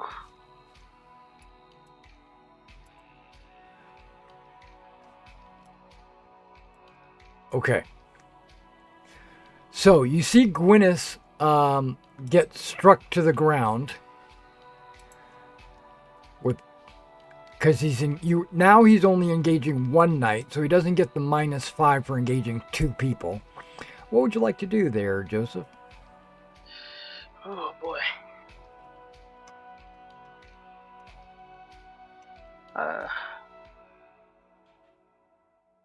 Oh You wait. said, Oh yeah, you did damage. That's right. You said calling the squires was an action? It is. Can't do multiple things at once. Okay.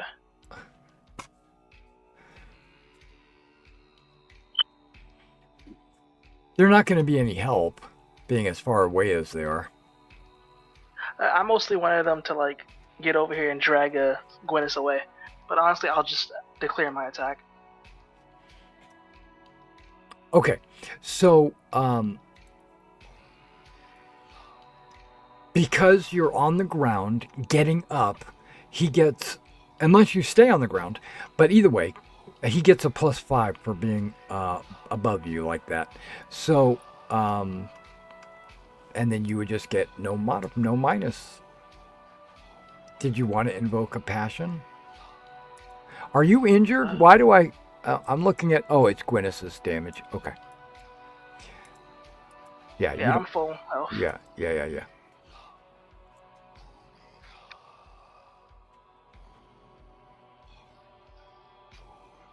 So because I am knocked down, he will get a +5. bonus. Okay, and I get nothing. Right.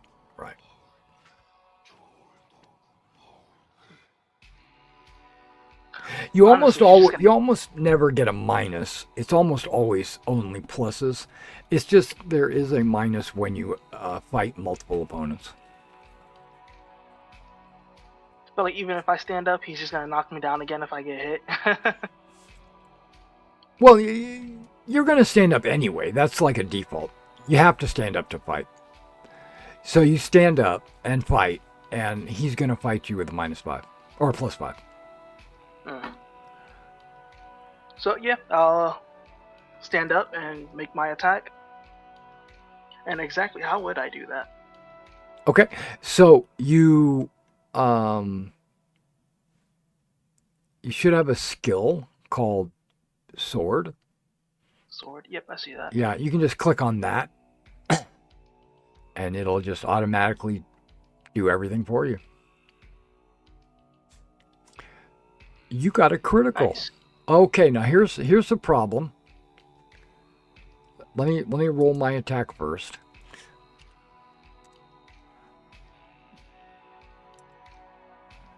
I only got a success.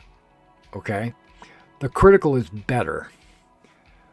One thing is, he's using what's called a hafted weapon.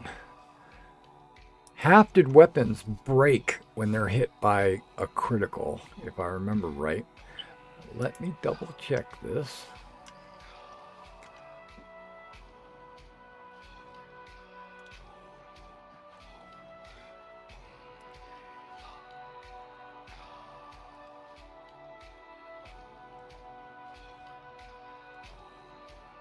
Nope, that's success and failure. Hold on.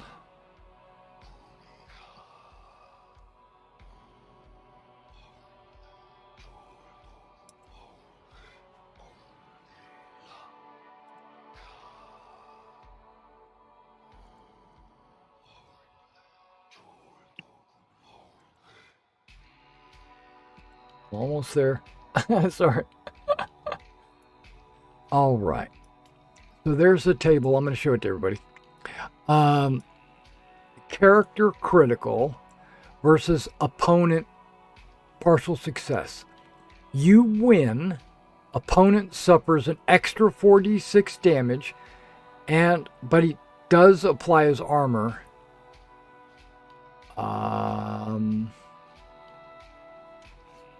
Where does it say? Or it's a... if I failed, no. If I fumble, breaks weapon. Okay, I would... A success against... Okay, I would have had to have fumbled to break my weapon. But either way, you get...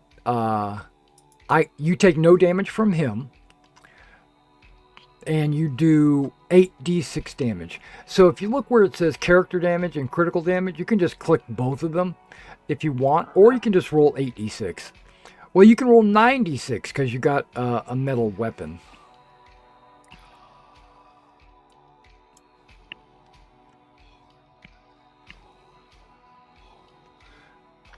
All right. 27. Jeez. That's all? Very low rolls. Yeah. 2s and 3s. That's horrible. He can his armor almost absorbs all of that.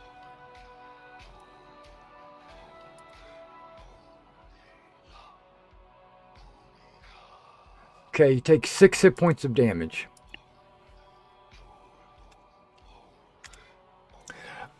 But 27 is more than his major wound, so you kill him. No, wait, I messed up. Ah, dang it. He doesn't take 27 damage, he only took 6 damage. Okay, hold on, let me put him back on the field. His major wound is 6. Goddamn. I know, right? Weaker than we thought.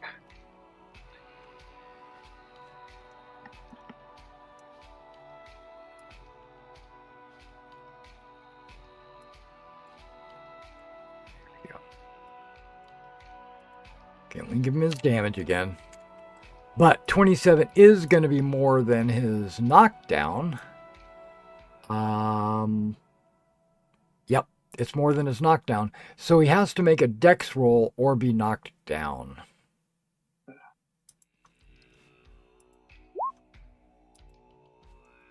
Did I succeed? No, I failed. So he's knocked down.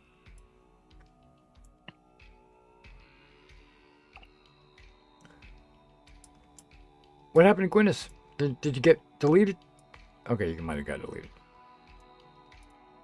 He's still there on my screen. Oh, okay. I got him in the wrong spot. Okay, I'm sorry. There you go. You're right. Um, so he's on the ground. He's getting up.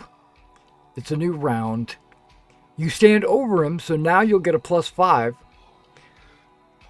I will get a +5 for passion. So we'll both get +5.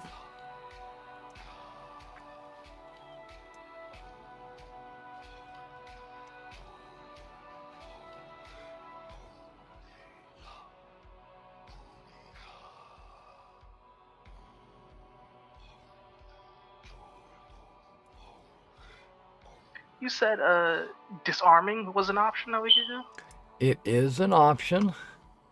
Disarming action is an attempt to knock away the opponent's weapon. Um,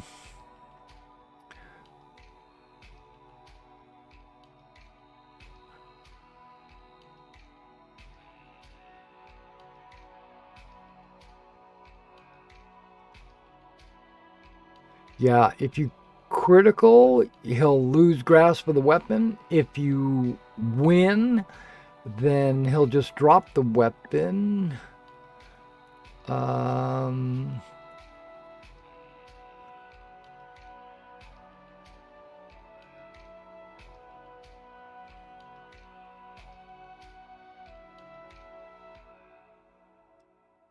Yeah. So if you beat him, then he'll drop it, but otherwise you'll be taking damage. Mhm. It's not easy to disarm somebody. Yeah. He is still on the ground, right? He's getting up. Yeah, just like you did. He'll get up. He'll get his +5 for the passion, and you will you'll get a +5 for being over him.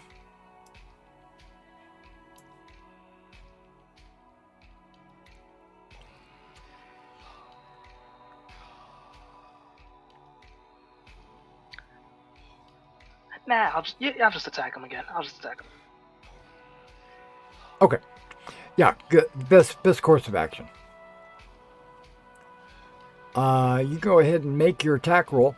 If you want, on your character sheet, you can create a weapon attack. It's called, add under attacks. And you can name it like sword or whatever. And then you can put the skill as sword. And then you can put the damage as 4d6. And that way, when you hit the die, it'll roll the hit and the damage.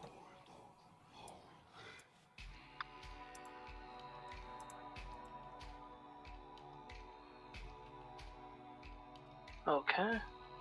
Let's see if this works.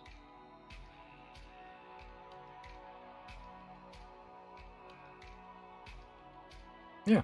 And I'm supposed to have a +5 to something.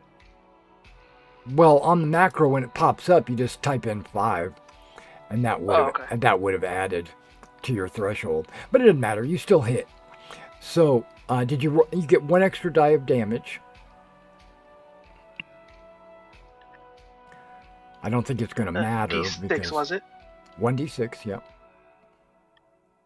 Or 2. So you did 16. With his success, he blocks that. And then he does 32 damage to you. With your success, you get your armor and your shield, which I think is 16. 16, yep. So you take 16 damage, if is that right? Yep. Oh, and that's actually beating my knockout and my major wound. Well, no, unconscious is how many hit points you have left. But and you're knocked down? Yeah. But it is over your major wound? Yes. Okay. So you were knocked out as well. Okay. All right. You're both knocked out. So, neither one of you will know what happens to you until next week. Mm. You guys are going to... I call hacks. You're going to be... Hey, a fiend is... no joke. He's doing 9d6 damage with his mace. Can you imagine if he crit with that? Oh my gosh. I mean, he took me out in one hit Yeah, without critting. right. I barely put a dent on the guy. Yeah, So I think... Yeah, he's got like 9 points of damage he's taken. I think he's gonna fail to use my blood in a sacrifice. Sorry, dude, I have a child. I don't think he's going to use your blood. He's not that kind of a fiend. But he does hate knights, so I don't know. The squires are still over there watching. They might have something to say. I don't know. We'll figure this out. I have a pretty good idea what's going to happen. New characters? No, we'll figure it out. All right, guys. This is a good time to end. It's about 15 till 11. Okay. Normally we play till about 11 o'clock. Sometimes earlier, depending on if it's a good ending spot. So, what do you think so far, Josh? Pretty good so far. I still need to learn everything. Yeah. It takes a like while. systems. It takes a while. One thing I want to emphasize: don't look at this combat system as a I go you go kind of system. It's not an initiative based. I attack, then you attack, then my buddy attacks. It's not like that. If you attack this guy, hypothetically, if you attacked him with 10 people, each one of the 10 would make an attack, and he would roll 10 times to oppose those attacks. And every one of those oppositions could be a dead knight. Because it's a brawl. It's multiple people attacking. It's not a one-on-one. It's now he gets minuses. He gets a -5 for every person after one. So if you had enough people, he just wouldn't be able to attack because his minuses would just be so big. But he would still get to roll on every one of you. So I should have used the squires. That's a possibility. Yeah, that maybe if they ran in and kind of like helped you guys out with the fight. They don't wear the same kind of armor that you guys wear, and they don't wield the same kind of weapons that you guys wield, but they are people, and they are, they're a -5. Each one of them is a -5. So with 3 of you extra, that would have been a -15. He would have had a 0 on his... No, he still would have had a 5 with his passion. So he would have got an attack of 5 on everybody that attacked him. Disarming and dodging and stuff like that, I can see where those might be useful in certain circumstances, but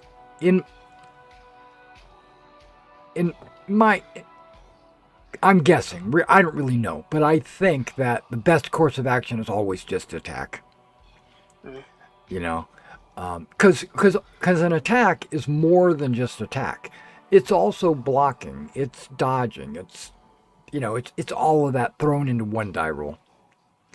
So, I don't know. It's a quick system, as you can tell. Couple of hits, people are And down. I guess that's kind of not what I'm used to. It Yeah, all being bundled up into one thing instead of its own separate action.